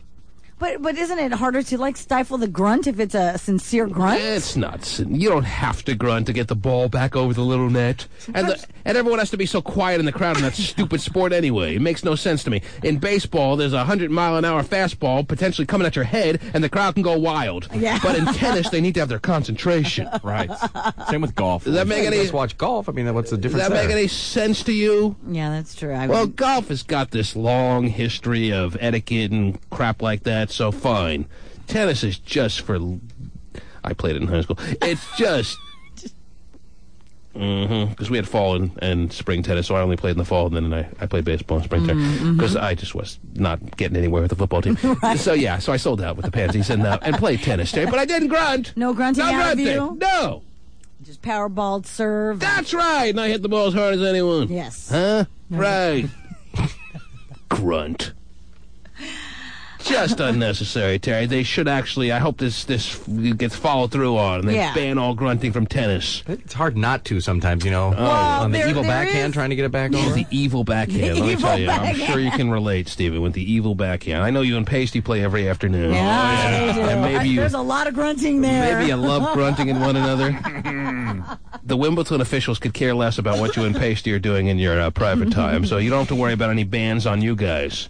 But I'm just saying I could see where it might be legitimate. Sometimes. Well, right. Well, and in fact, there is a doctor at the University of Florida's College of Health and Human Performance, and he says, there is a natural tendency to kind of grunt. But well, then why didn't they grunt back in the Jimmy Connor days, whatever big tennis players that were back in the earlier times? Arthur Ashe never grunted, and he got AIDS. What? I don't know where the connection is there. I don't either. Figure it out. All right? Then he grunted a few times. He died of AIDS, right? He did. All right. So if anyone needed to grunt, maybe it was him. But no one grunted back in that time. Right. So don't tell me that you have to grunt to play tennis. Well, he also explains that another reason that they grunt is, to distract the opponent. I came all racing down thinking my dad had put on the Playboy Channel and I'd get to watch with him, and he was watching tennis, Terry. All right? And on the Playboy Channel, that grunting is good. That's high professional pornographic grunting, Terry. Right. This is just nauseating grunting by women and men that just don't need to be doing it. Terrible. It's disgusting. It's harmful to children. So when the women do it, it doesn't turn you on. No, not those women. Not even that. Venus and Serena? Not even Venus and Serena. Not even the hot blonde that can barely play. Right. Yeah. I don't think she even plays anymore. I don't even think she grunts when she plays. She's the only one that doesn't grunt. She doesn't, actually. She's the only one that maybe people wish would grunt that doesn't grunt. They just want to You hear get these her. European men grunting. It's like a long, drawn-out, disgusting grunt. Yeah, I like when Serena grunts. That is.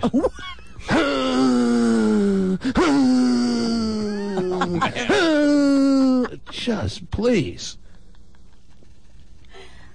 Man. Well, I'm glad they're putting a stop to it. Yeah, he's going to try it. Good. It's going to be tough to regulate. Yeah, I would Can't say. wait to No, it's not tough when you say you grunt, you're done. That's it. Match over. Can't make Everyone any go noise home. at all. Well, not in a grunting way. Well, who's the grunt police? I mean, to decide what's grunting We all and know what's there's a natural line noise. guy and everything. If maybe you dove for a shot and you couldn't help, but on a regular forehand or backhand that happens in an everyday kind of tennis rally, Just like a regular lob. you can't be grunting like a weirdo. Well, they say that Maria Sharapova, the Russian tennis player, Yes. her grunt produces 100 decibel, or whatever. Apparently, that's pretty loud. I guess. geez. Yeah. 100 decibels of grunting. Grunts. You'd like her, though, I think. You want to give us an example, Stephen, of how loud that is? No, I meant like her look, I think. Despite the grunting. Tennis players don't do it for me. I'm sorry. All right? All right. I never even got into the whole Anna Kournikova thing. Okay. I'm not into blondes. Maybe that was why. But no tennis player has ever done it for me. All right. I remember saying, "Oh, I got to go to the bathroom. Steffi Graf's on. I got to shake one out real quick to her." All right. I was shocked when Andre Agassi decided to marry her. Yeah. It seemed like they're doing fine, though. Couple of kids, right? Little grunting going on there. Yeah. And that's fine. There you go. But come on. FCC's cracking down so much. This is on the major networks, all this grunting going on. Sounds like he's squeezing out a growler there, Terry. Sounds like he's taking a Dugan right there on national TV. And why doesn't the FCC move in on this one? They're taking. Well, maybe they will now. They're taking Janet Jackson's career and turning it upside down, shaking out all that stuff that she had going on there, but they don't even seem to be bothered by all this grunting going on. This phallic grunting. By long-haired men. I didn't realize it was so offensive. Well, I think it's just nasty. It's nauseating. You want to call it offensive? You don't want to call it that? Fine. Nauseating and then just nasty. There you go. Unnecessary. Dudes in white shorts. What else? Tight white shorts. What else is going on? This is an interesting stat. 55% of companies store and review their employees' emails.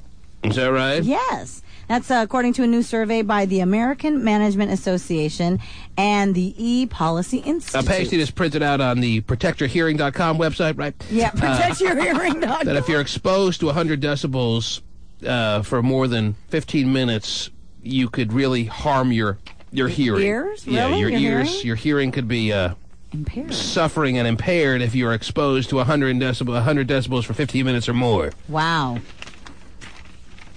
So tell a stupid tennis player to shut up. Now, what are you saying about emails, Terry? 55% of U.S. companies store and review their employees' emails. 55% of U.S. companies. Now, this station was a few years ago bought out by a major corporation here in America. Yes. Are you telling me they're looking over my emails? Yes. All right, attention, those ladies that are expecting a picture of my penis later today. Wow. May have to find another way to get it to you. Pigeon, right? Right. I mean, that is just not good news, Terry. For any of us. That's why I got to curtail some of the emails I've been sending out. Is that right? Yeah, I think so. Best if you do. Is that legal? Well, I would say use their if you're working at it, doing it at work. But Sure. what country are we in? Yeah, no kidding. I understand. Where people that. are allowed to read your mail. I mean, isn't it mail? Yeah, it is. Isn't the word mail a part of email last I checked? Email, yes. It's a company email. Yes. So what? So if I sent out a sealed envelope letter and I mailed it to a fellow employee, they could read it? Well, I don't think if it goes through the postal service, they may not Well, be then able what's to. the difference? It's still mail. It's Well, going through a they're- postal system of the internet. If you're using their envelope and their stationery, they probably could justify it. And what if I grunt when sending out a picture of my wiener later today? Am I really in big trouble you're then? in for it. Oh, Is that yeah. why? What if when I You hit grunt send every day? When I hit send, I go. Am I really going to be in double trouble? Oh, double trouble. Yes.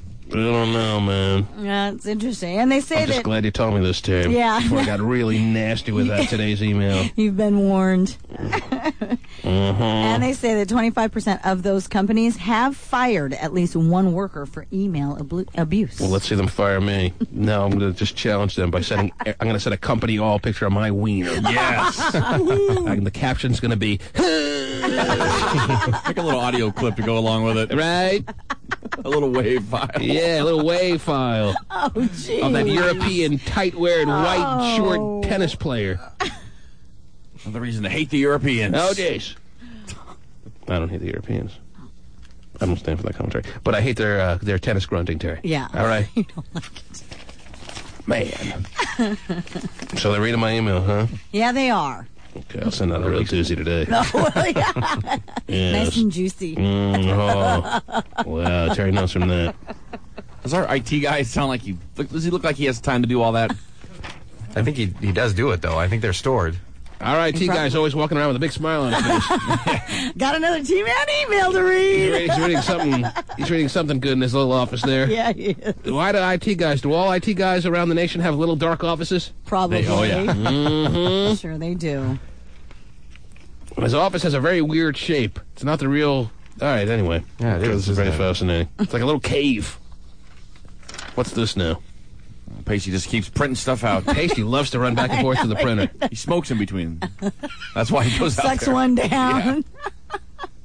Mm-hmm. I don't know what this is. Anyway, wow. I'm glad you told me that. Right.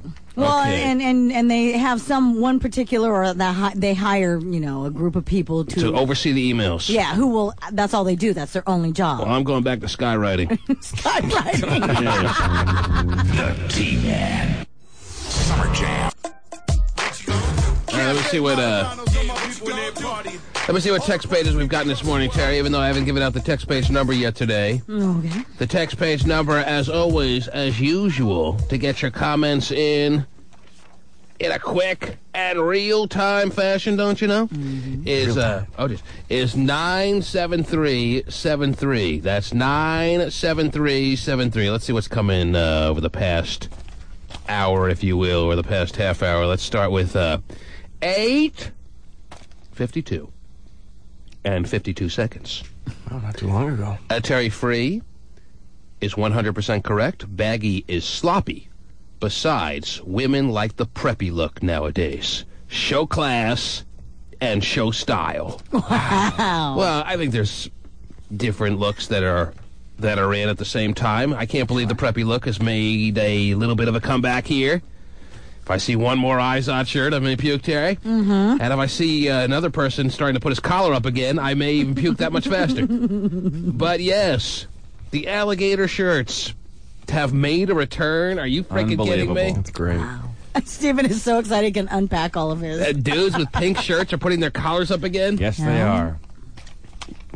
Mm-hmm. All right. I can handle it. You'll look good in them. Oh, jeez. Whoa. All right, let's see what else we got here. Stephen Kilbreth is a Klansman. Wow. That came in at 8:28 and 52 seconds. Is that true? Stephen. Stephen, would you like to confirm or deny this statement that came in at 8:52 and 52 seconds from a 425 area code? It is not true. Oh, jeez. Well, just maybe some comments you made this morning has this listener out there thinking that you are, or should be, or will be, or has been? I don't know. What would make them think that? All right, let's move on. Somebody at 8:27 and 35 seconds asked the question, isn't it worse that Stephen walks around with his plums shining through, as opposed to Vinnie the Pooh with his ass exposed due to the shorts that he's wearing? And one may have to have no choice but to agree that, yes, the plums just reaching for you is just absolutely a lot more repulsive than anything Vinny could put on. Take ass over plum. Even Terry's confirming that. And Terry's the one who made this whole thing get started, Stephen. Well, I'll pull my pants down to my knees. Oh, jeez. Whoa. Wow. Okay. Good luck. Anyhow. Okay. Let's see. What else is interesting here? Jason writes at 8:24 and 56 seconds. Terry Free needs to shut her pie hole. Wow. Because she runs up in the club with her titties hanging out all the time. Oh, my goodness. All the time. Yeah, that's what I did all weekend. Well, that's what Jason writes, Terry. He says, hey. Has Jason seen him or something? I guess so. Should we call Jason and ask where this is all coming from? Yes, let's call When Jason. the man signs his text page? Let's give Jason a call. Ask him what club I was seeing with my titties hanging out. Well, easy. Maybe he's talking about you from back in the day, like last week, or maybe a little bit further back than that, Terry. And hey, you're commenting on a dude who's 21. You at 21 weren't the most role model-iest type of them all either. Right, but when I was 21, I didn't have the breast situation that I do now. Oh. So it's impossible. Yeah, there was nothing hanging out at that time. Well, since you've gotten your breast augmentation procedure, which has been a number of years now. Right. Have you ever been in the club with them hanging all over the place? No. Well, I don't know. Okay. Some dialing music, please, if you will. Oh, that's nice. Love the dial. Crappy women love it, yeah. I've been practicing on my Casio keyboard. You look great.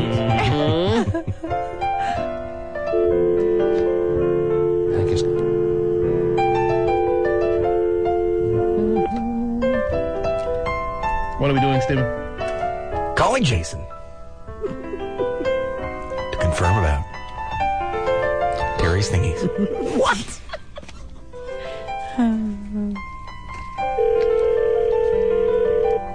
Do you like the dialing music effect?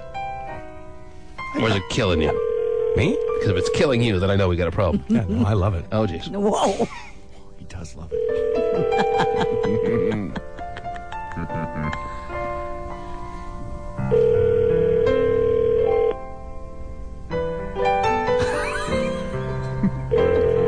Waiting for a munchkin to come running in. Okay. It's funny that Scott plays the same thing every day. It's the only song I know. Hey, this is Jason. Sorry I missed your call. Call you back as soon as possible. Later. To leave a voice message, press 1 or just... Jason, T-Man here. We wanted to call to find out if you had direct proof or information that Terry Free has been seen at the clubs with her big old breasts hanging all over the dance floor. So that's the opposite of not good. But you're not answering your phone, so it's a damn shame when we have cowardly text pagers that obviously see the caller ID showing that we're calling Terry. Yes. And yet they don't want to respond to the text message they left for us. Right. Because Terry was ready to rip you a new pie hole. I told you to shut your pie hole, Terry. I know. You got a pie hole? Pie hole in a wizard sleeve, man. Wow. She's quite the woman. Oh, man. Okay, I'm not dialing anymore. I'm not. Thank you. Sorry. Okay. If you want, I can play Hill Street Blues for you tomorrow. Nope. Why wait for tomorrow? What you can have today, Stephen? Well, I don't have a piano. Oh. Mm-hmm. You want to bring your Casio upstairs for him? I do, yes. Okay. I'll be right back. Let's see here. Any other text pages that need to be read? This person says that your husband, Terry, gave him a ticket for urinating in public after the M's game the other day. Probably did. Wow. Stupid thing to get a ticket for. Come on. I mean, the urine was already on the ground. Just a big win for the Mariners. Mm-hmm. I'll take him to court. Oh, jeez. He loves to go to court. Oh, Lord. Okay. Winnie the Pooh dresses like a gangbanger because he loves to get banged by gangs. Oh, wow. Really? Write someone at 8:11 in 15 seconds. From the 360 area code. Wow. Mm-hmm. At 7:45, Chris writes, "Come across." I love it. Come across. Mm-hmm. I would love to lick Terry free from head to toe and all points in between if I could get a pair of Summer Jam tickets. Wow, that's quite the offer, huh, Terry? Oh, but he'd only do it, for a reward. Right. Not 'cause he wants to. It's got to be something in it for him. What are you passing me here? New fresh text messages? Oh, Fresh messages. Oh, jeez. Uh-huh. I'm sure there's some doozies on that. Well, I mean, you got all kinds of weird text messages that just, I don't even know if they should be bothered to be read. Like, how do I get in the dysfunctional family? Signed, Dwayne the plumber. Dwayne the plumber. Need a good plumber in the dysfunctional family. That start. Skyline High School graduation is tonight. All right. Congratulations to Brandon S. Oh, Brandon S., let me tell you. Made you it did a through. fine job getting through, yes. Good job. Good job, Skyline. They have an elevator in their high school. They should be applauded. Oh, yeah. Even with the white sheet on, you could see Steven's plums. Oh, wow. Through the white sheet. Yes. That's great.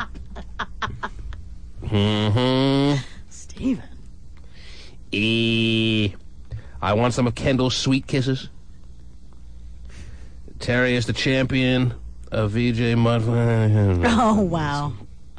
You know, I can't read that. Profanity there. That's funny. You should read this one, Terry. Is it a good Yeah, it's one? about your mud flaps, yeah. Oh, wow. Mhm. One of the all-time best mud flap ones. Just want to say what's up to my girlfriend, Mariflor.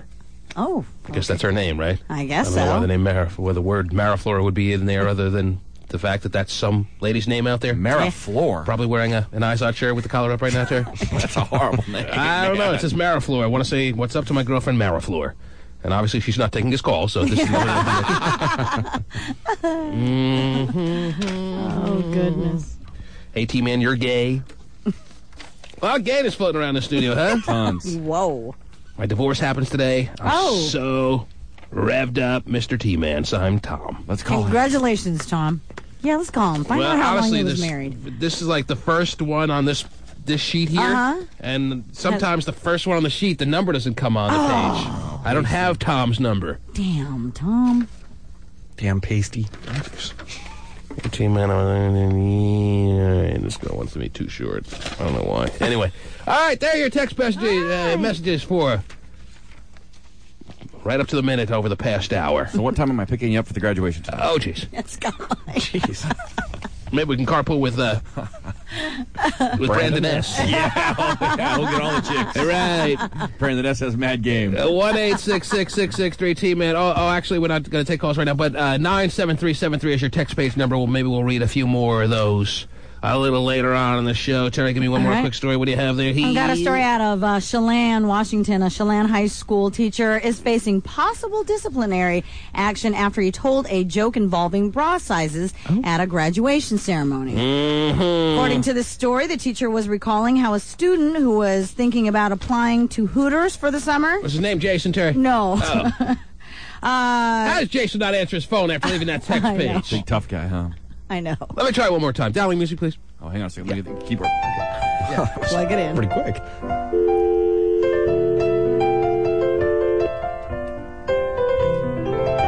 Calling the rat. Jason. He's a rat now. What? Making up stuff about you? A rat. A rat. Mm-hmm.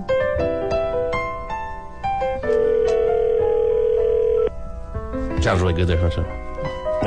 He's a talented I switched it up a little bit. It's amazing I can do that and drink the coffee at the same I time. know. There. It's not coffee. Oh. The cough syrup, whatever you're doing there. Right. Come on, Jason! He can't handle it. You supposedly saw Terry's boobies hanging all over the Esquire Club. Hey, this is Jason. Sorry I missed your call. Call you back as soon as possible. Later. Okay, I'm sure you will. Sure. This is for you, Jason. Did Kermit the Frog sing this one time? Huh? Kermit the Frog.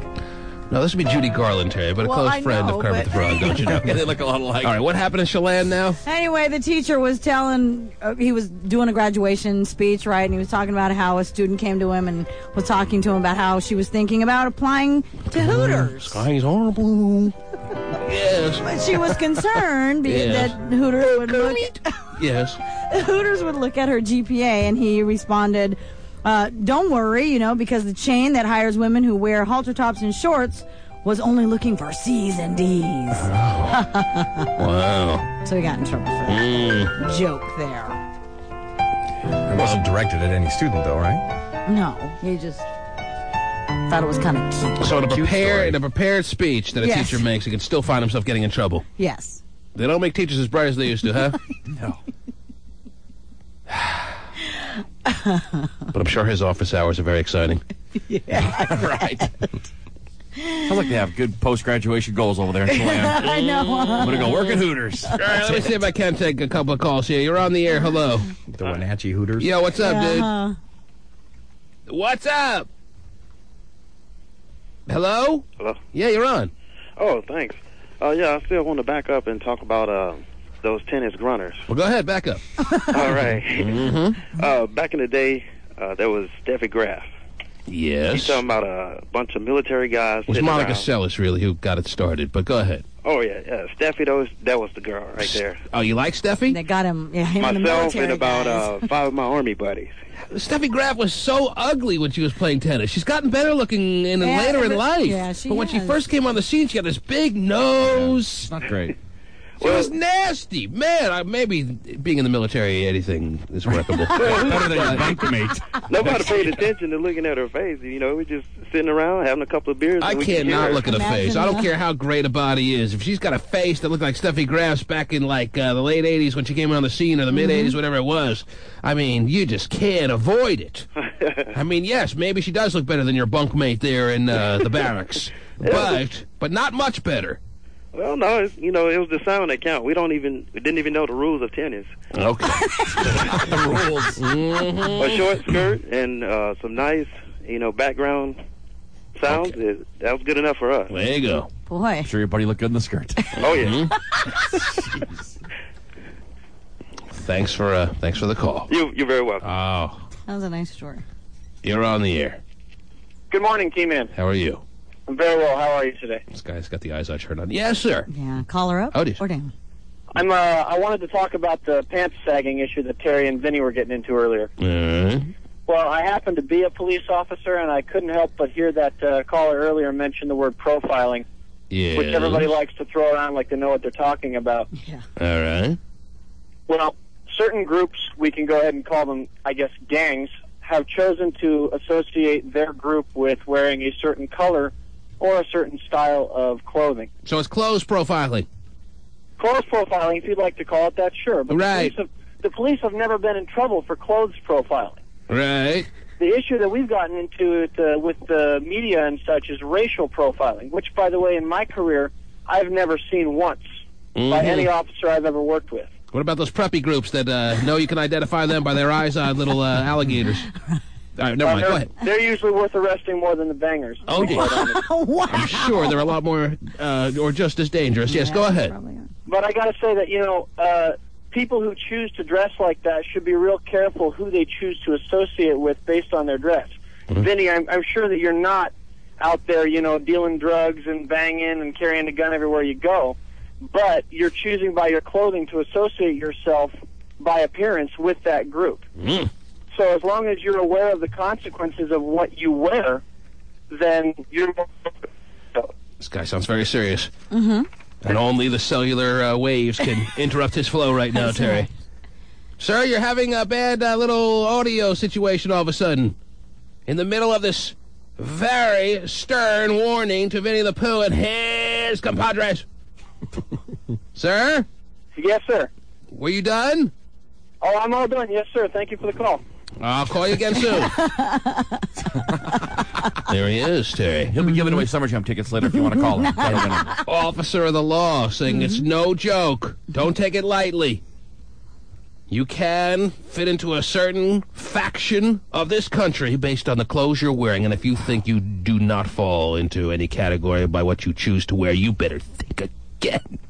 So by me wearing the Iron Maiden shirt, I'm associated with losers. Well, you don't need the Iron Maiden shirt for that. Okay. I do that on my own. Huh? Yes. All right. You can wear any shirt, and I think you're pretty safe. Yeah, I agree. All right? Sounds good. Stephen Kilbreth, the plum pickers of America. Yeah, he's with the migrant workers. They have their own gang. You want to even know what I'm wearing this morning, ladies and gentlemen? It'll scare you beyond belief. I wear what all people who look like the Elephant Man and Quasimodo, but only the good parts, choose to wear. No, the shirt says I'm a bag over my head. What's that? No, your shirt says I was stupid, so who are you standing by now? I mean, that's what I really want to know. They're always pointing that way. I got the arrow pointing up at my own face. Wow, how about the comment how about the seriousness on that police officer's in his tone this morning, Terry? Sure. You better realize profiling is a real and valuable method in some sense, is basically what he said. Am I paraphrasing correctly? Well, he says Did anyone get anything out of that? No, I did. I mean, hopefully Vinny was listening to that, too. Well, Vinny's with Sue the Controller right now, being talked to about his attire. I'm sure. Right. He's sorting the mail. At 9 o'clock, he sorts the mail. We have him until 9 o'clock. The reality is that everybody profiles. We all do, regardless. I mean, if you dress like a hooker and you're walking down the street, they're probably going to think you're a hooker. Stephen, if you have some problems you want to talk about. I don't think I have any problems. Well, see, to me, Vinny works at a hip-hop station. Why do you have the T-shirt that says I'm with Hooker? He's standing next to me, you bastard. What's that now? Well, Vinny works at a hip-hop station, so he dresses, like, to me, it doesn't look inappropriate. It looks like you should dress if you work at Cube 93. I don't know why people have a problem with it. Big deal. You do, too, but you don't dress like that. So does Eric I'm not Powers. saying you have to dress like that. Well, but Terry, half the staff wears Iron Maiden shirts around Cube 93. So he blends in fine, too. The T-Man. The one zip hat got it yellow. A one zip hat got it yellow. A one zip hat got it yellow. That's right. Terry, I played that song because Tupac's birthday would have been 5 days ago. Yeah. And how old would he have been? He would have been 34 years of age. Wow. Yes. But he knows It's the funny answer you to his ask. question now. Of course. I always wonder if Mercer Island had to get up. Oh, jeez. Let's see if there's any last text messaging that needs to be identified, brought up, discussed, or otherwise. Let's see here. You're a pimp T-Man. Love your show. Sign Scene. I'm sure he pronounces his name Sean, but I love the people who have the name Sean that spell it S-E-A-N. I call them Scene. Ah. Scene! Somebody also writes the text message that reads, "Your mom goes to college." That's from Napoleon Dynamite. Yeah. They didn't think I know that. But I do. Let's see here, what else? Juanita writes, Terry. Yeah? You should be able to wear what you want and be comfy in it. Although they do stereotype based on how you dress. Oh. I feel it every day. That's from Juanita, Terry. Well, thanks for your comments, Juanita. Yes. You think Juanita will check in tomorrow, too? Oh, jeez. Somebody writes at 9:13 and 40 seconds, Steven sounds like a bitch playing that keyboard. Steven does, huh? Steven, Yeah, you're really out of practice, dude. Jeez, Steven. At 9:12 and 26 seconds, someone writes, Terry, read the story about Hooters sponsoring a Little League team that I'm reading on the internet right now. Well, if they're reading on the internet, why do they need us to bring it up on the air? Right. I'll just... Yeah, that's a good point. Chris writes at 9:11 and 58 seconds. This dialing music is making me pitch a tent. You better never go to Nordstrom. Oh. Just at 9:07 and 18 seconds, somebody writes, "Can I get a poop boy?" I don't know if that's a request for the audio clip, Terry, or they really Actually want a poop boy? They're in the market for a poop boy that they would like to add to their collection in the house there. Right. In the basement, Terry. That'd be interesting. I'm short one poop boy. Whenever we're going outside, all I smell is poop. Well, check the half-yearly sale. Oh, jeez. If it was a request, there you go. I just fulfilled your request. So from now on, if you just want to text Paige in your requests, can I get a burning bush? The burning bush has spoken. Hey, T-Man, can you play Come Across? Come across. You know, we are very, very accommodating around here. That's for sure. Can I get a Calvin Calhoun? Oh, that's a lot of work. This is Calvin Calhoun. This is Calvin Calhoun. I wonder what he's doing today right now, Terry. Looking for love. Okay, we have time for one Let's Get Personal question with the remaining time that we have here on the Big Brother. Jeez. We've only done Let's Get Personal when we have a good 15, 20, 25 minutes to play with. We have about 30 seconds. You're on the air. Terry Free. Oh, Let's get personal. I didn't respond yet. That was pretty quick, too. Yes. Yeah, this guy's been holding for a while, so he just changed. Hey, this is a much better topic. You just changed your thought in the past couple of seconds because you've been holding on for about 20, 25 minutes, haven't you? Yeah, I added a speakerphone. All right. Yeah, so he doesn't count. Your original thought. I'll let you ask your Let's Get Personal question, but why did you call originally, sir? Actually, my call originally was in regards to a police officer that called. All right. Regarding Vinny the Tire, and I think his comments about Vinny the Tire? Vinny's a tire. Oh, I thought he changed his name. See, man, I don't like this Vinny the Pooh thing, so I have my own name for him at home here. I've named him Vinny the Tire. Yeah, Vinny the Tire. Yeah, go ahead. No, I think that his comment about a person can wear this and that, but they have to accept the consequences of what they wear. Mm-hmm. I think that he really gives police officers a bad name. Well, I mean, maybe he is just being as realistic as possible, and this is the way that it is, no matter what you think of the man. Well, I mean, his perception of reality may be a bit warped. I wear my pants sagging. I'm college educated. I'm a multiple homeowner, a business owner. Fine. I hop out of my car with my pants sagging. He's not and my saying t-shirt necessarily that you have no ability to be successful. Right. Or you don't. That doesn't make me a gangbanger. But what he's not saying that it makes you a gangbanger. He just says that the police may approach you differently when the call comes out to make sure that you are asked a couple of questions, that you would be approached with a little more care, if you will, than a person who is dressed differently. Because I guess the reality is that the likelihood of you carrying some kind of weapon is higher than someone who's dressed, and it doesn't seem like it may make sense, but it must make sense, Terry. Right. He was just trying to be as realistic as possible. You can't get on the man for that. How about this? How about I hop out of my car dressed as Al Capone? Mm-hmm. And they're wearing a three-piece suit. Well, they'll be if it depends on what decade you're living in, but okay. I'm sure in the 1940s or whenever Capone was pretty big time, if there were a lot of Capone little cronies, they approached the Capone lookalikes with a little more care than at that time too. Well, they still exist. But you can't tell me that, like, when you see a woman who's wearing, like, what you would call hoochie gear, you're not thinking in your head, I bet you she's a hoochie or whatever. Oh, geez, well, how do you put that connection together? Yeah, and if she is, why don't you have her text in right now? Well, I mean, it's pretty much the same thing. What if she just enjoys, wearing? So she wears a little bit of risque outfit. She's college educated. She jumps out. I mean, it's the same thing as you jumping out of your car. That may be my opinion at the time, but I'm not a paid public servant. And I think that if I was, then I would have to retrain my whole way of thinking if I had that line of job. If Steven's coming at you with the plums, you may think to yourself, I got to take a wide turn around this guy. Right. So I don't accidentally rub up against those big tennis balls. Oh, is that what your husband? Oh, no. I'm not looking. Anyhow, I'm hoping for you. Anyhow, I understand where you're coming from, dude. Yeah, I totally get you, and I totally understand him at the same time. Is that fair or no? No, it's totally fair. All right. But I don't think. But I had a problem with All right, now's your time to ask Terry the personal question. Go ahead. Terry Free. Oh, jeez. He's getting all... Yes, sir. See what a different mode he's in now? I know. I wonder if he changed clothes. I know. Go ahead. I think so.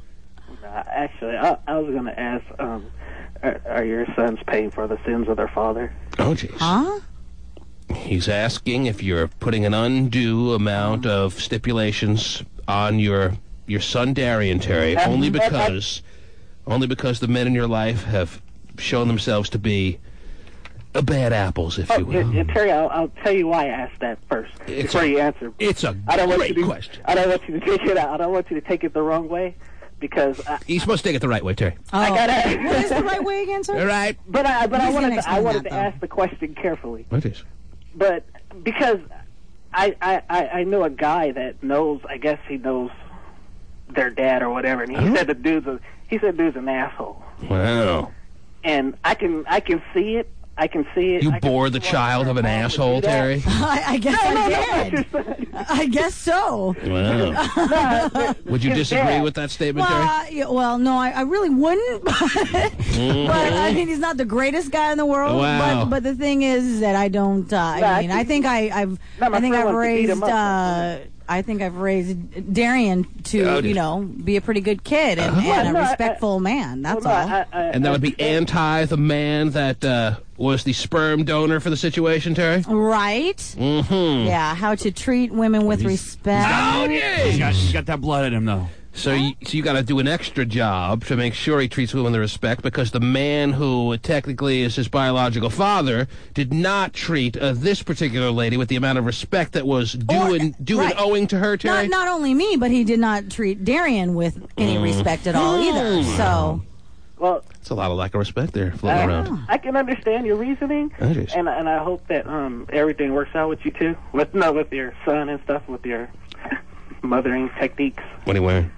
That's my next question. He did say he was a multiple homo.